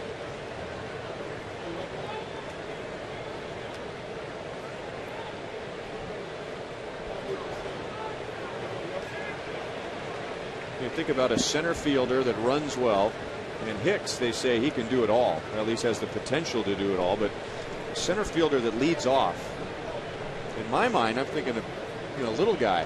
But I walked by him on the field earlier today. He's a big kid. He's listed at 6'2", 190. He's seen bigger than that. Backdoor slider. I was going to ask you earlier, Monty, when do you decide, you had a good slider, when do you try the backdoor slider for a strike like Santana just did, and when do you throw the slider in the dirt to try and get a hitter to chase? Well, if it's a 3-ball count, you got to throw a strike with it. Obviously, you got to throw a strike with it. If you're ahead in the count, you want to finish off the plate. But oftentimes on the lefties, that's when I would throw the one backdoor for the strike, regardless of the count.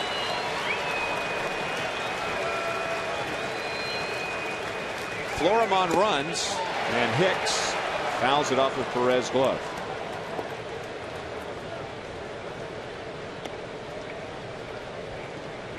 We're talking a little bit about Hicks and his build and his makeup. It reminds me of a young Bernie Williams / Carlos Beltran. There you go. Both guys have started as leadoff hitters early in their career, then eventually moved to the middle part of the lineup. Monty, they said in the scouting report on this kid that he's a scratch golfer. Oh, I like that. Maybe give me some lessons. And you know, former Major League catcher Darryl Miller, he runs that RBI program in Southern California, and this kid came out of that program, and they're really proud of him. He's the first #1 pick to come out of a reviving baseball in the inner cities program. And Darryl Miller says if Tiger Woods were a baseball player, he would look like Hicks. I bet.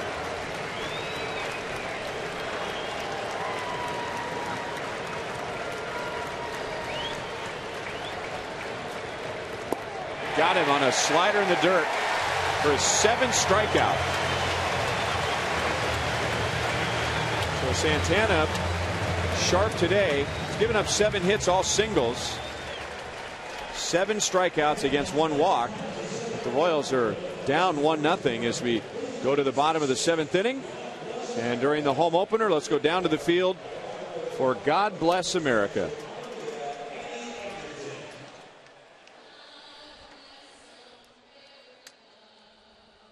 And that I love, stand beside her and guide her through the night with a light from above, from the mountains to the prairies, to the oceans, white with foam.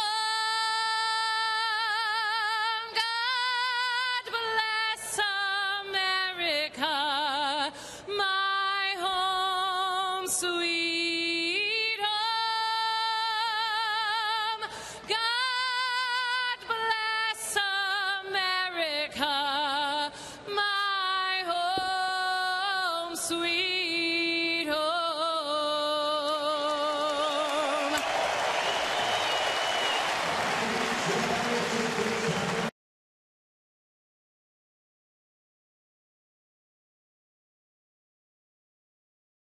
Bottom of the 7th, down 1-0.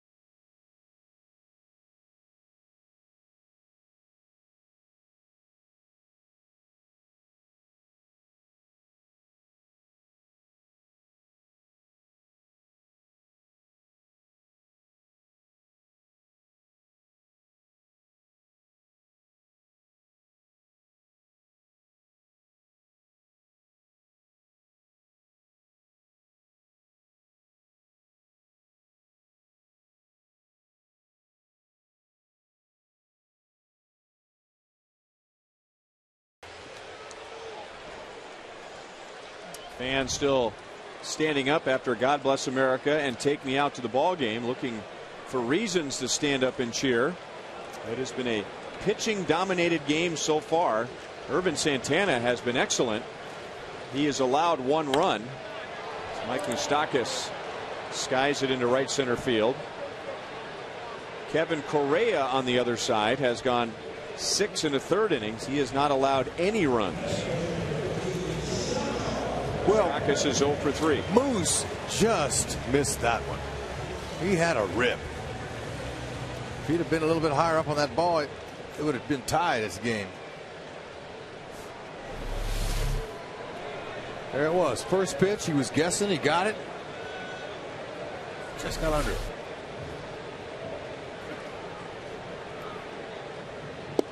Royals have just 4 hits, and half have come from Salvador Perez, who finished the road trip 0 for his last 10. And that's nothing new for him. He had .390 against Minnesota last year. Correa's got it working just like that too. I mean, when he lets a pitch get away from him, it's so high and out of the strike zone you can't do anything with it. His mistakes aren't even in the strike zone. I'm impressed with him. He's mixing them well. Florimon has been busy. The whole infield has been busy. Perez is out for the same First time today against Correa. 2 down in the 7th. The Royals, Fox Sports, and the state of Missouri are teaming up to help you stop smoking. For more information, call 1-800-QUIT-NOW.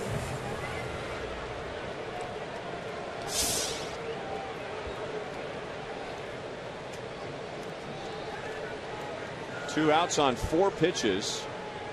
And Correa just now throws his 80th pitch of the game. He's gotten Hosmer on a pop out, and Hosmer has grounded into a double play.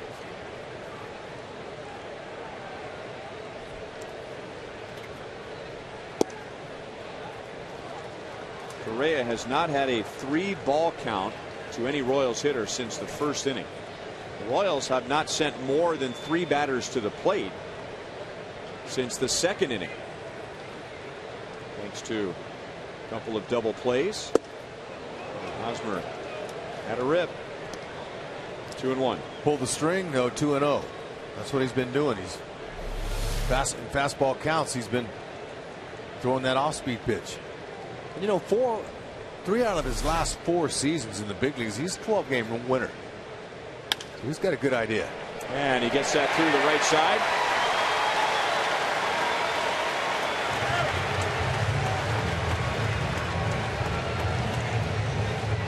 Rex, you don't spend 10 years in the big leagues as a starting pitcher unless you got something. Here we see Eric Hosmer with a nice piece, getting a little tweener between first and second base, but this guy knows what he's doing on the mound. Sometimes they're real difficult. Ryan mentioned it earlier. You know, when you get a guy that you go back to the dugout and you're going, man, you know, he's right there, and you get a nice little comfortable 0 for 4, and you're saying, man, what did he have? He didn't have anything special. He had location.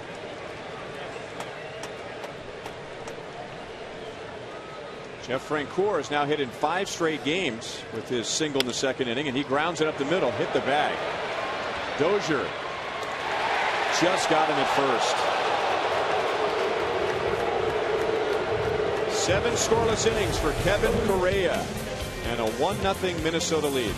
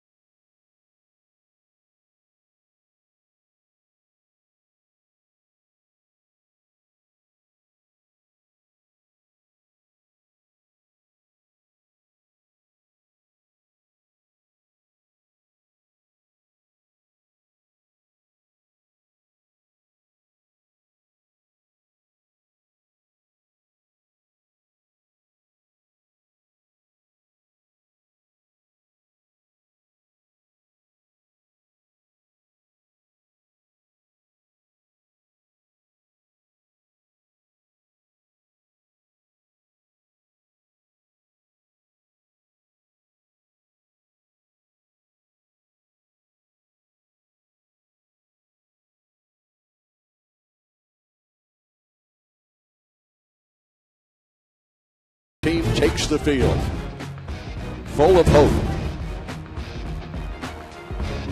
The throw goes all the way to the plate, back to second in time.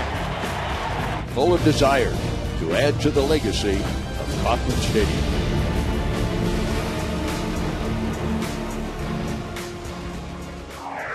Great to hear Denny's voice at the top of our broadcast. 44 years ago today, the Royals played their first game. They beat Minnesota in 12 innings. Denny was 25 years old, broadcasting his first major league game with the veteran Buddy Blattner, the original voice of the Royals. And because it went 12 innings, like we do on radio now, they alternated extra innings. And Denny, the 25-year-old, was the first ever to say Royals win. And we're grateful that he shared some time with us to narrate that opening broadcast tease. 1-0 Minnesota to the 8th. I wonder if you'd asked him after that game if he knew he's going to be a Hall of Famer. Escobar, look at that play. Hosmer can't quite hang on. But his momentum, Escobar's momentum, took him out into shallow right field. That's how far he had to go to his left.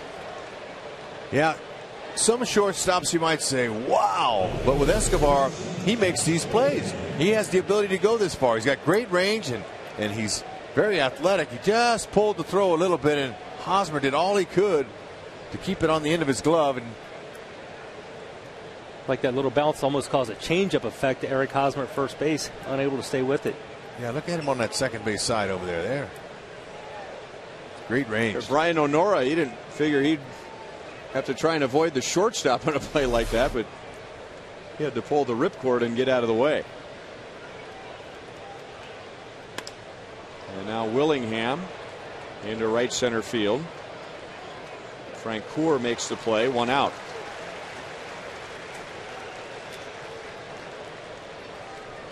The MLB.com @Bat app is the only source for live baseball everywhere you go.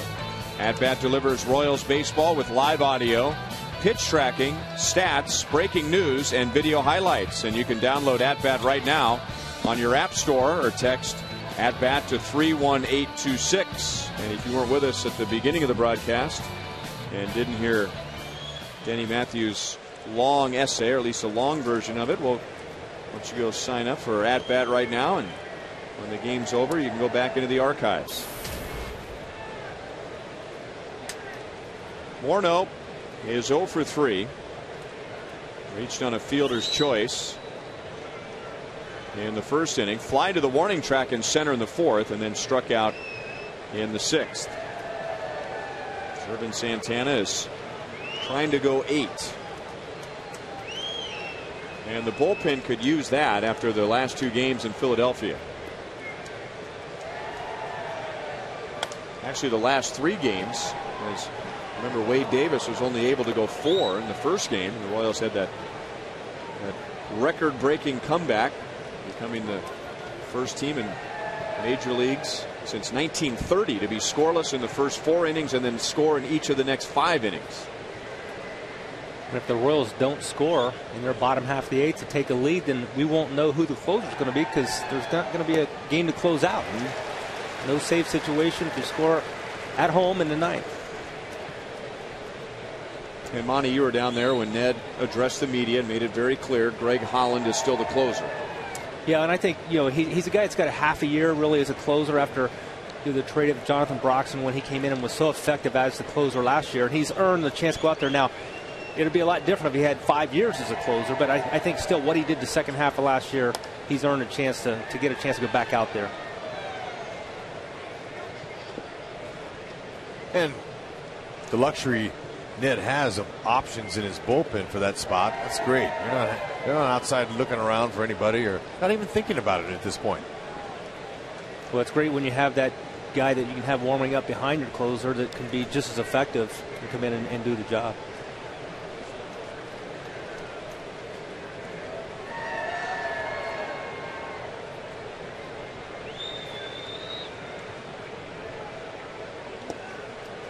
Last time that Santana pitched was against Jake Peavy, and remember we looked at the breakdown for Peavy and he threw about 80% fastballs, and Santana really keeping the Twins off balance for the most part today. They have no extra base hits so far with a good mixture of fastballs and breaking balls. We're seeing a good Irvin Santana today, and he told me after his last start that he was looking forward to showing this opening day crowd what he's got. Yeah, if you look the breakdown on the pitches, the various pitches he's thrown, if he's going to be over 50% fastball, I think that's okay. But again, the higher count we see on the slider, I think, and especially in a close 1-run game, the more effective he's going to be.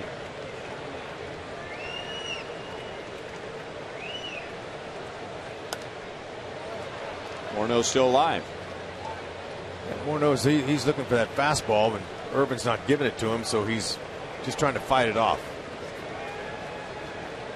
See all those ball marks on his bat.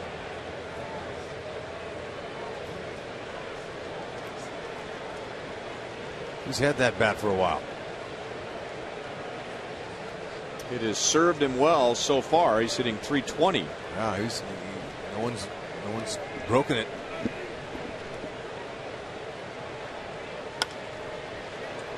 Had him reaching, and Lorenzo fooled a little bit. That ball carried on him. That makes a fairly routine play, and Mauer is back to first, 2 outs. Remember, fans, you can vote for the Royals Player of the Month at rallyhouse.com or by visiting any Rally House or Kansas Sampler stores and get a chance to go on the field and meet the winning player before a Royals game.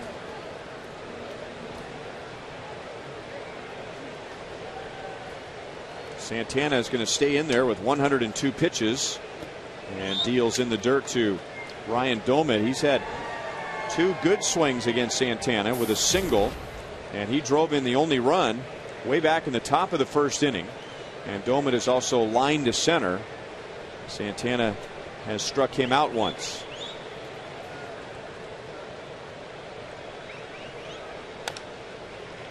One ball, 1 strike. Okay, first innings where you get starting pitchers, whether they're young or old, they're trying to get adjusted out there, and that's what they did, Minnesota. They got right on top of him early, and that pitch was up. Domit just went with it. That's where we stand. That's the only action we've seen. Ed Yost has had Bruce Chen ready to go the last 2 innings and elected to allow Santana to face Mauer, who got an infield single. Willingham and Morneau, they both flied out, and it's going to let Santana face Domit as a left-hand batter rather than Bruce Chen, making Domit bat right-handed. And a shot to Chris Getz on 1 hop. Irvin Santana with an outstanding home debut. 8 innings, 1 run. Now he just needs some support from the offense. Come on, boys.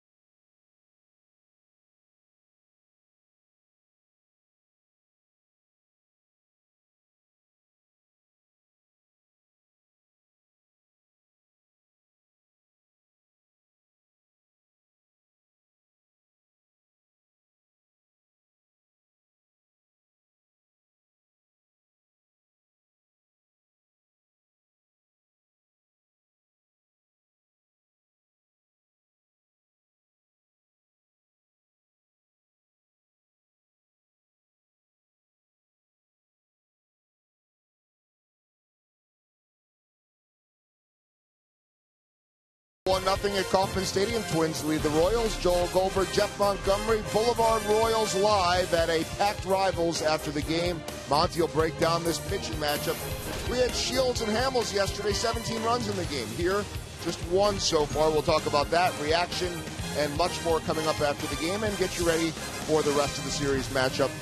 Pelfrey, Guthrie, Hendricks, and Davis. Ryan, how about this? The last time the Royals had a pitcher go 8 innings and give up 1 run and lose the game 1-0, and they still have some work to do here, was Zach Greinke back in 2010, opposed by Wade Davis. Who will pitch in a couple of days, as you mentioned. And also, we should mention with tomorrow's matchup, as Darren Mastroianni will take over in right field for Parmalee. Jeremy Guthrie pitching tomorrow. Today is Jeremy's birthday. Turned 34. And tomorrow we'll face Mike Pelfrey, the Wichita kid. 2-0 on Lorenzo Cain. He singled in the 5th inning. 1 for 2. Cain gets, and then Gordon. And Alex will be facing Correa for the 4th time today. Lorenzo taking a strike, trying to distract Correa with a fake bunt. That's not a bad idea. Gardenhire, he's going to get a little bit of action up in that pen, but really no reason unless the Royals start getting some guys on here. Hit well into right center field. Long run for both, and it's down. And Cain is going to hold with a double as the Twins do a good job of getting it back to the infield. All right, that's exactly what you need to get an inning going. A nice leadoff double, and I could tell on contact the way that ball was traveling. No one was going to catch it. I wondered how far it was going to get. Just fell short of the warning track, but that's no man's land. Yeah, high fastball. He was waiting for it. That little lean back. Like I said, Lorenzo, he falls back a little bit on contact, but man, he got the pitch he was looking for. And both at bat and his last at bat, he got extended very nicely. Both resulted in hits, and this one a double. So you don't have to tell Chris Getz what to do here. He wants to move that runner over. Bunt or pull one or anything to the right side. He's a very good bunter, but with the way that Correa has been pitching today, I mean, you might want to just let him swing away. He has the back control to get it to the right side. He might get one through.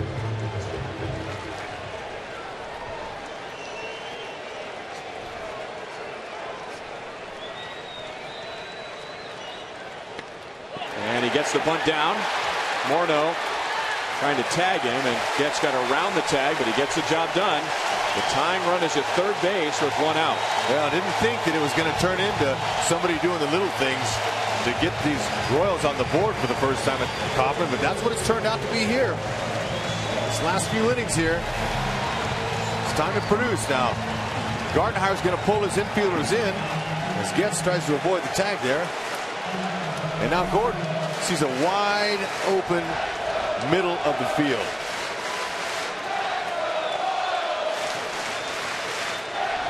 No runs home yet, but it's got the fans on their feet chanting, "Let's go Royals." And Alex had a rip, fouled it away. 0-1. 2 ground outs, both to the right side. So he's had Alex hooking the ball to the right side and then struck him out looking 3rd time up. I hope Alex sees that same pitch again. Yep. Big holes up the middle or get underneath one, get a sac fly. Either one will work.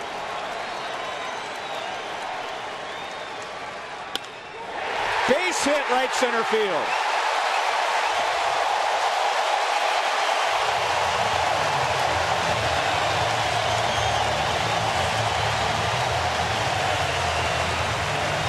All right, get him on, get him over, get him in. Textbook. Nice to hear the Kauffman crowd here on the 40th anniversary opening day come alive. It's really been their first opportunity to get on their feet today, and I think maybe he saw the same pitch again. Pretty close, same location as the first pitch of the at-bat. Really nice job. Oh, yeah, he was ready. And Rick Anderson's going to come out here, talk to him a little bit. You can see the guys in the dugout are waking up too now.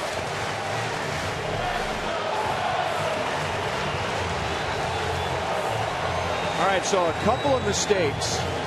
Let's talk to a couple of baseball minds here, a hitter and a pitcher. 2 mistakes by Correa. Very few all game, but now 2 in this inning to Cain and to Gordon. Pitches out over the plate. He actually made 2 to Alex. Alex got the second one. Do you sit back and hope for more and play for a bigger inning here, or do you keep the heat on and maybe try a hit and run? Well, at this part of the lineup, I think I'm going to let him swing away and try to play for a big inning. I'm the same way with you, Monty, because you got Escobar. He can hit that ball to right field and still send Gordon to third base. And you got Billy Butler coming up. Sometimes if you give him another out, that's 2 outs. That'll take away your inning. I'm with you, Monty, especially this part of the order. If we were down lower, it might be a little bit different. I remember saying this twice yesterday in Philadelphia, that Escobar's #1 goal is to avoid hitting into a double play with Billy Butler coming up. He has grounded out twice, and he has flied to right. And the Twins have turned 2 double plays today. And they're going to try the hit and run, and Escobar drives it down into the corner. Alex is going to be waved home. The Royals take the lead in the 8th inning.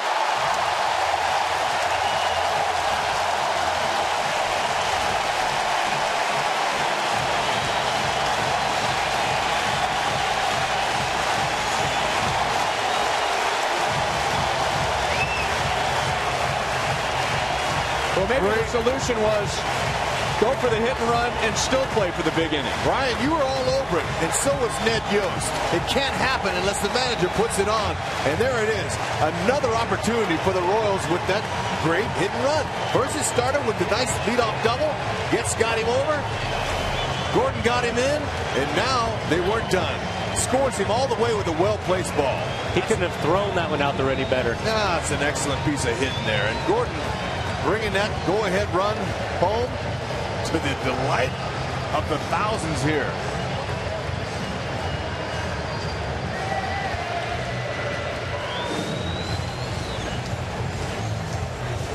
These guys are passionate. They're into it. They play hard through 9. Don't they come to play, Ryan? What did Charlie Manuel say? They play all 9, Hud. Chevy called to the bullpen. Jared Burton will come on with a runner in scoring position, and Billy Butler at the plate.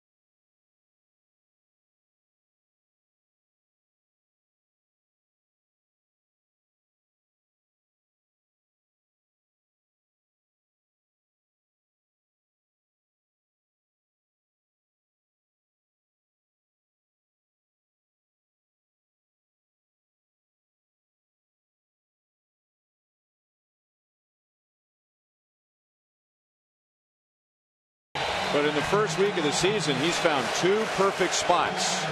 One to help the Royals beat the White Sox on Thursday, and today to knock Kevin Correa out of the game in the 8th. All right, Lorenzo Cain got it going.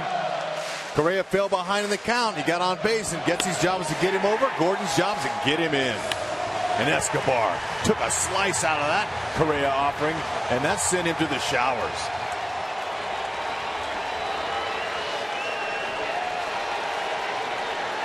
Right man in the right spot right here, Billy Butler.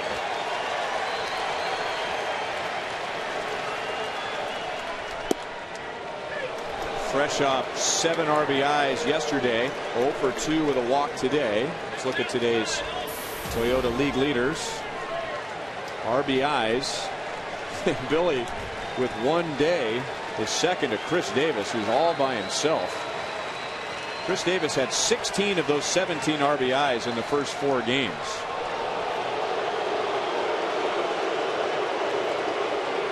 Jared Burton had a career year for the Twins last year.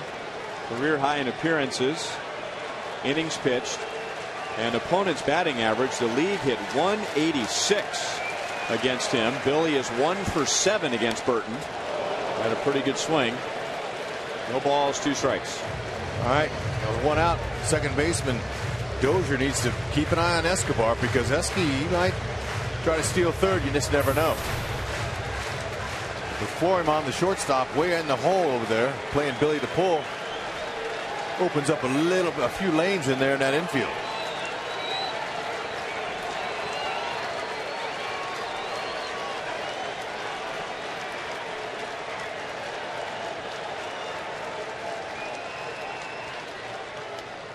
And it's past Mauer.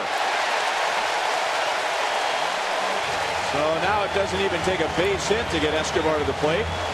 It is a wild pitch on Burton. And now Gardenhire is saying, you know what, we didn't want that right there, because now I got to bring my infielders in, as he definitely pulled that pitch big time. Looked like a hard slider that was way away, but he's got to pull the infielders in against the best designated hitter in the American League. And the old saying, you add 100 points to a batter's average when you bring the infield in. I mean, it's tough enough to get Billy Butler as it is. And then you bring the infield in against him. Oh, man. If he didn't swing at that pitch, it may have hit him. Ooh, that's on his knuckles.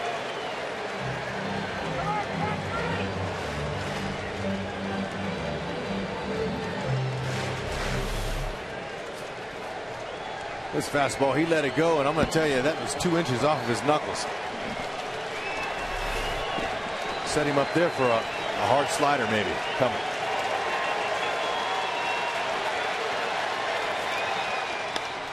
And a little bloop into right field.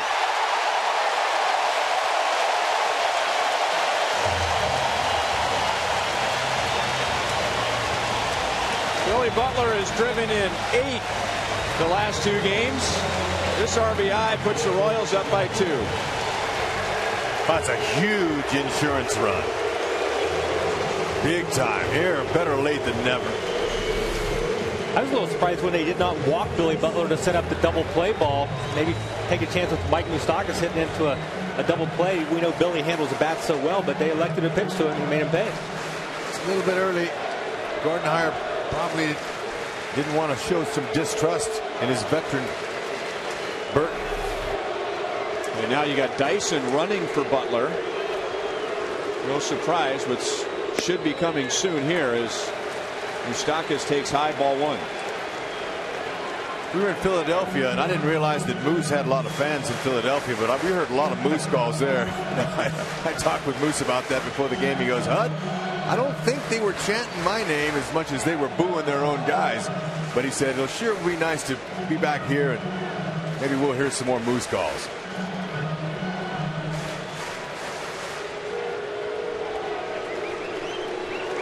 Lorenzo Cain got it started with the Royals' first extra base hit of the day, a double.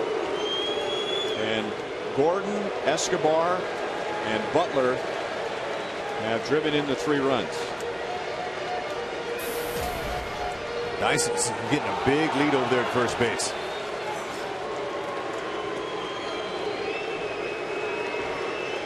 He has 1 stolen base so far this year.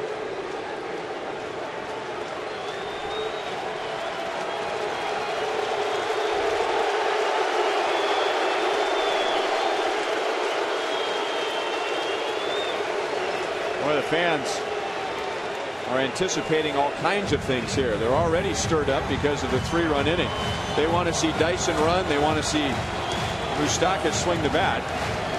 Well, they're chewing all over Joe Mauer for taking a trip to the mound. And now the boos turn back into mooses. There goes Dyson. Good pitch for Mauer to throw on, but Dyson is out. Florimon must have blocked the bag, and by the way Florimon goes down, I think Dyson went right into him.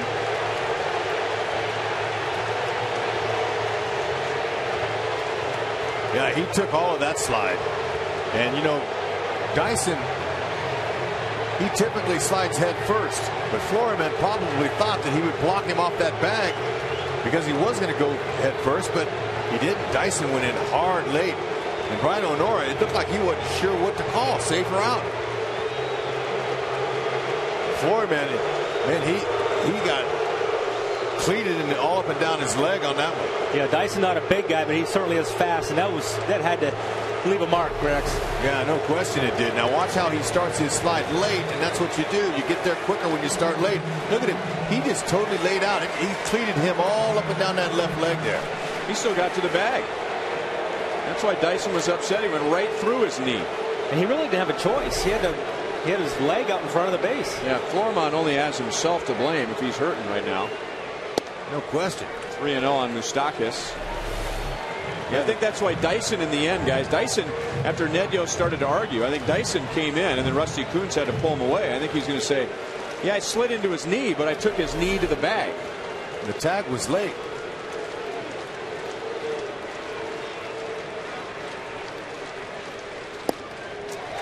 And the inning continues as Moustakis walks. Okay, he's going hard. He's got a lot of momentum. And Floryman's lucky that he's not out of the game here for that. That hurt him. And Dyson has every right to complain about that. Great hard slide. Glad to see Floryman's okay.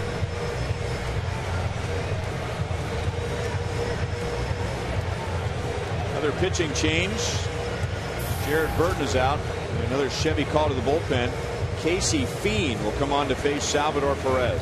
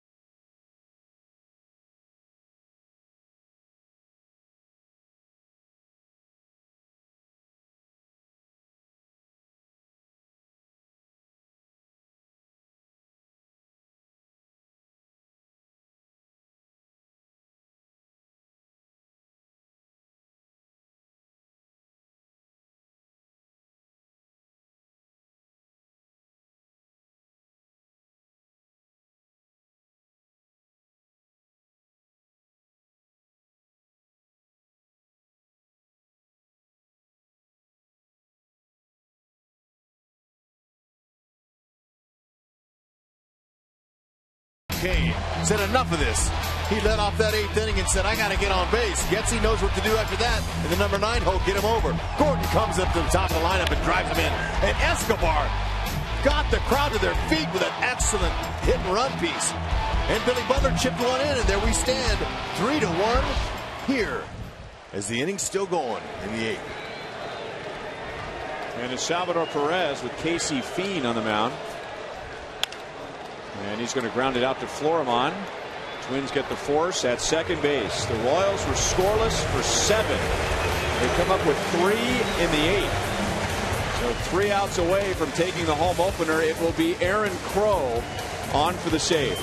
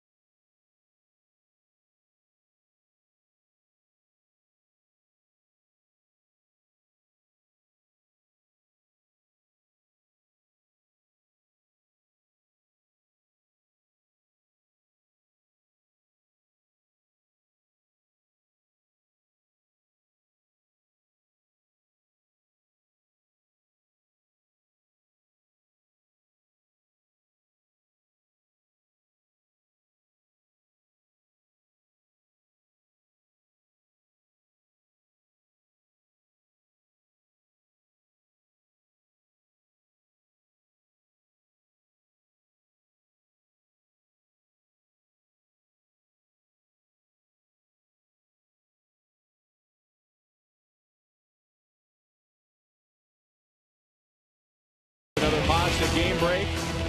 2004, 9 years ago. Walk-off fashion at Old Kauffman Stadium. Royals down big in the 9th inning. Remember, they got that pinch hit home run from Mendy Lopez and the walk-off from Carlos Beltran, and just shocked the Chicago White Sox. Not quite as dramatic today, but the Royals really struggling to get anything going against Kevin Correa. And you don't put the blame solely on the Royals. Correa really pitched a good game, but the Royals were patient, waiting for an opportunity to get some runs on the board, and they hang a 3 in the bottom of the 8th. And Aaron Crow, who has 2 career saves, both of them last year, is going to try and close this one out with Plouffe, Parmelee, and Dozier coming up. Okay, we've seen and witnessed the last 2 games in Philly the importance of throwing strikes, especially early in the count, because you fall behind, you know it can happen. 2 balls, no strikes. Look at Crow said, "Give me the ball." You know, sometimes pitchers, they're like, "Okay, I know what to do." Salvi's just coming out just to say, "Hey, come on, let's get back in there." And Crow says, "Give me the ball."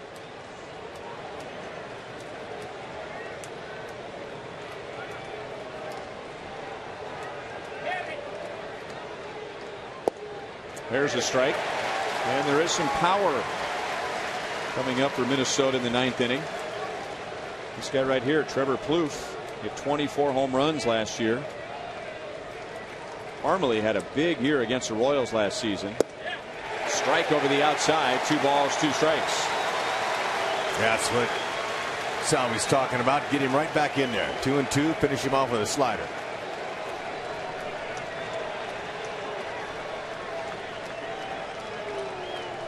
Got a nice one. He might just stay with the fastball here. He does. 95 miles an hour. That takes some pressure off. Get that first out of the inning. You got that right. And let me just tell you, the back end of Ned Yost's bullpen, he's got options galore. If he wants somebody to close the game, a certain guy, really, I mean, you could almost go closer by committee here on this team. Fans now are happy. And now Parmelee, who has 2 hits and was 9 out of 19 against the Royals last year.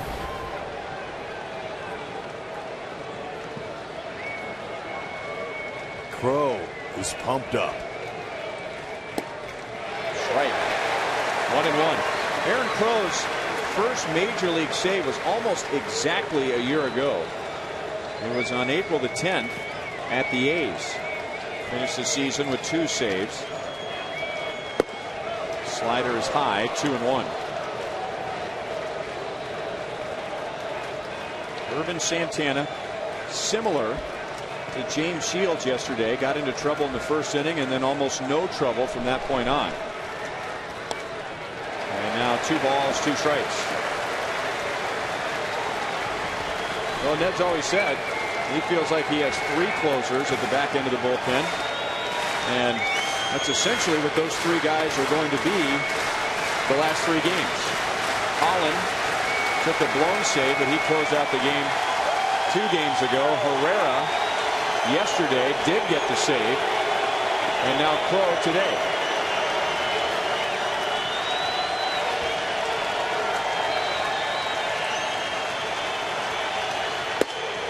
Full count.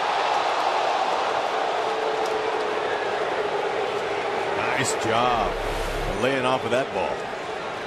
Parmelee, you know, that's a borderline pitch with 2 strikes. See, he's trying to keep it away from him.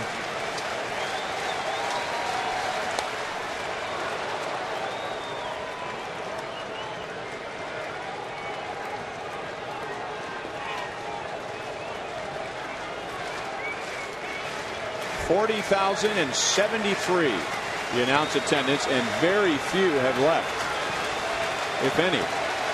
Most are on their feet.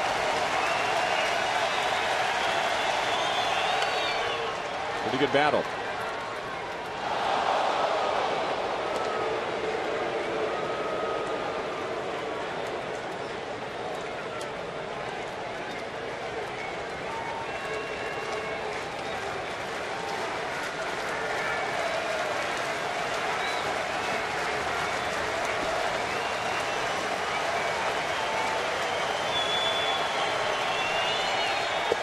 Did he go? No! Wow. Royals dugout can't believe it. And you wondered if Crow was going to bring in his slider, but his fastball's got such good life to it. I'm just going to sit back and watch him try to blow him away, but excellent at bat. Poor plate appearance. Oh, boy. Yeah, he looked like he could have committed all 40,000. Let him know it. They didn't agree with it. So now the tying run comes to the plate. And Dozier fouls it away. Dozier glad to see Santana out of the game. Irvin struck him out twice on sliders and got him on a ground ball to short.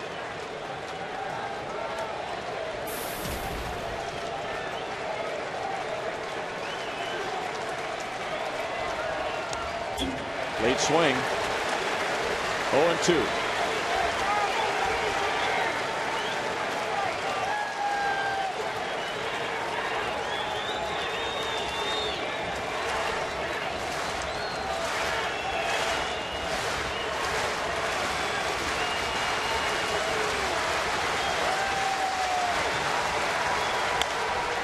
On the ground to Moustakas.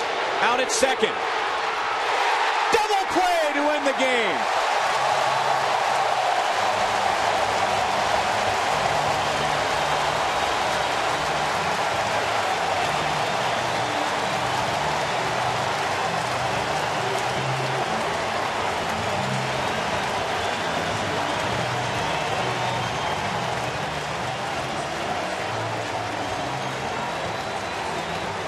Boy, soak it in.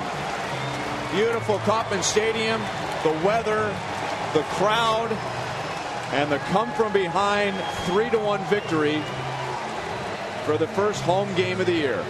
Oh, it was special. Slugger waving that victory flag. And it all happened late. Nice piece of hitting by the boys and some good managing again by Ned.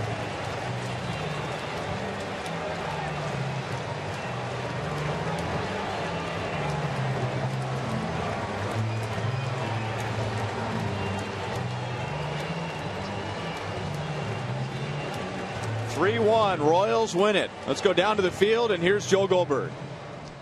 All right, Ryan, thank you very much. We've got a couple of guys that grew up in this area or in this region down with us. Alex Gordon and Aaron Crow. First home opening win since 2008. These fans have been waiting, and you rewarded them today. I'll ask the first obvious question. 40,000 screaming, yelling fans, and you guys were yelling like crazy in the dugout. Describe the atmosphere. It was amazing. I mean, we were pumped, probably too pumped because everybody was here and cheer us on. So, you know, we battled. Irvin did a great job, and, you know, we came through in the 8th, and then Aaron closed the door. You get a sense of what it could be like with winning baseball and hopefully playing meaningful baseball in September when you see this place packed? That's what we're hoping for. I mean, that's what we're going to do. All right, take us through that 8th inning. What were you able to do against Correa because he had your number all game? Yeah, he pitched great. He was spotting his pitches, and I think we've never faced him. We didn't know what to expect, and you know, we just hung in there, and finally Kane got us going, and then it all fell. First one of the year. I would say that, who was that, Salvi and Chen? If it was Gordon, he would have done it by himself, right? Yeah, absolutely. Much stronger. All right, you didn't get too much of that. I'll let you go in there. And the kid from Nebraska and the kid from the Topeka area, Aaron Crow with his first save of the season. And I guess you're starting the icing down early. How'd it feel out there? Felt good. You know, in the 8th inning, offense came alive, and, you know, we took the lead. You know, it was good to go out there and have a quick inning. Your mindset, you've been in that situation a little bit, not a lot, but did you kind of come into today knowing that it could be you? Yeah, Greg and Kelvin both pitched the last 2 days, or this early in the season, they're probably going to get a day off, so I was ready to go in there in any situation. What was the adrenaline like for you with 40,000 people screaming? You know, it was great. The atmosphere was awesome, and we'd like to thank all the fans for coming out and supporting us. Great job closing it out. Go enjoy it with your teammates. Say what? I said go enjoy it. Thank you. I won't repeat the last 3 letters that he said, but they don't begin with KU. Back upstairs to you guys. All right, thanks, Joel. So loud down there that Aaron Crow couldn't even hear Joel. But he gets his first save of the year. The Royals get their first win at home. And it ends with defense, a double play. And I'm going to tell you what, hopefully the Royals will stay above 500 the rest of the year. Salvador Perez, the passion is there. It was great.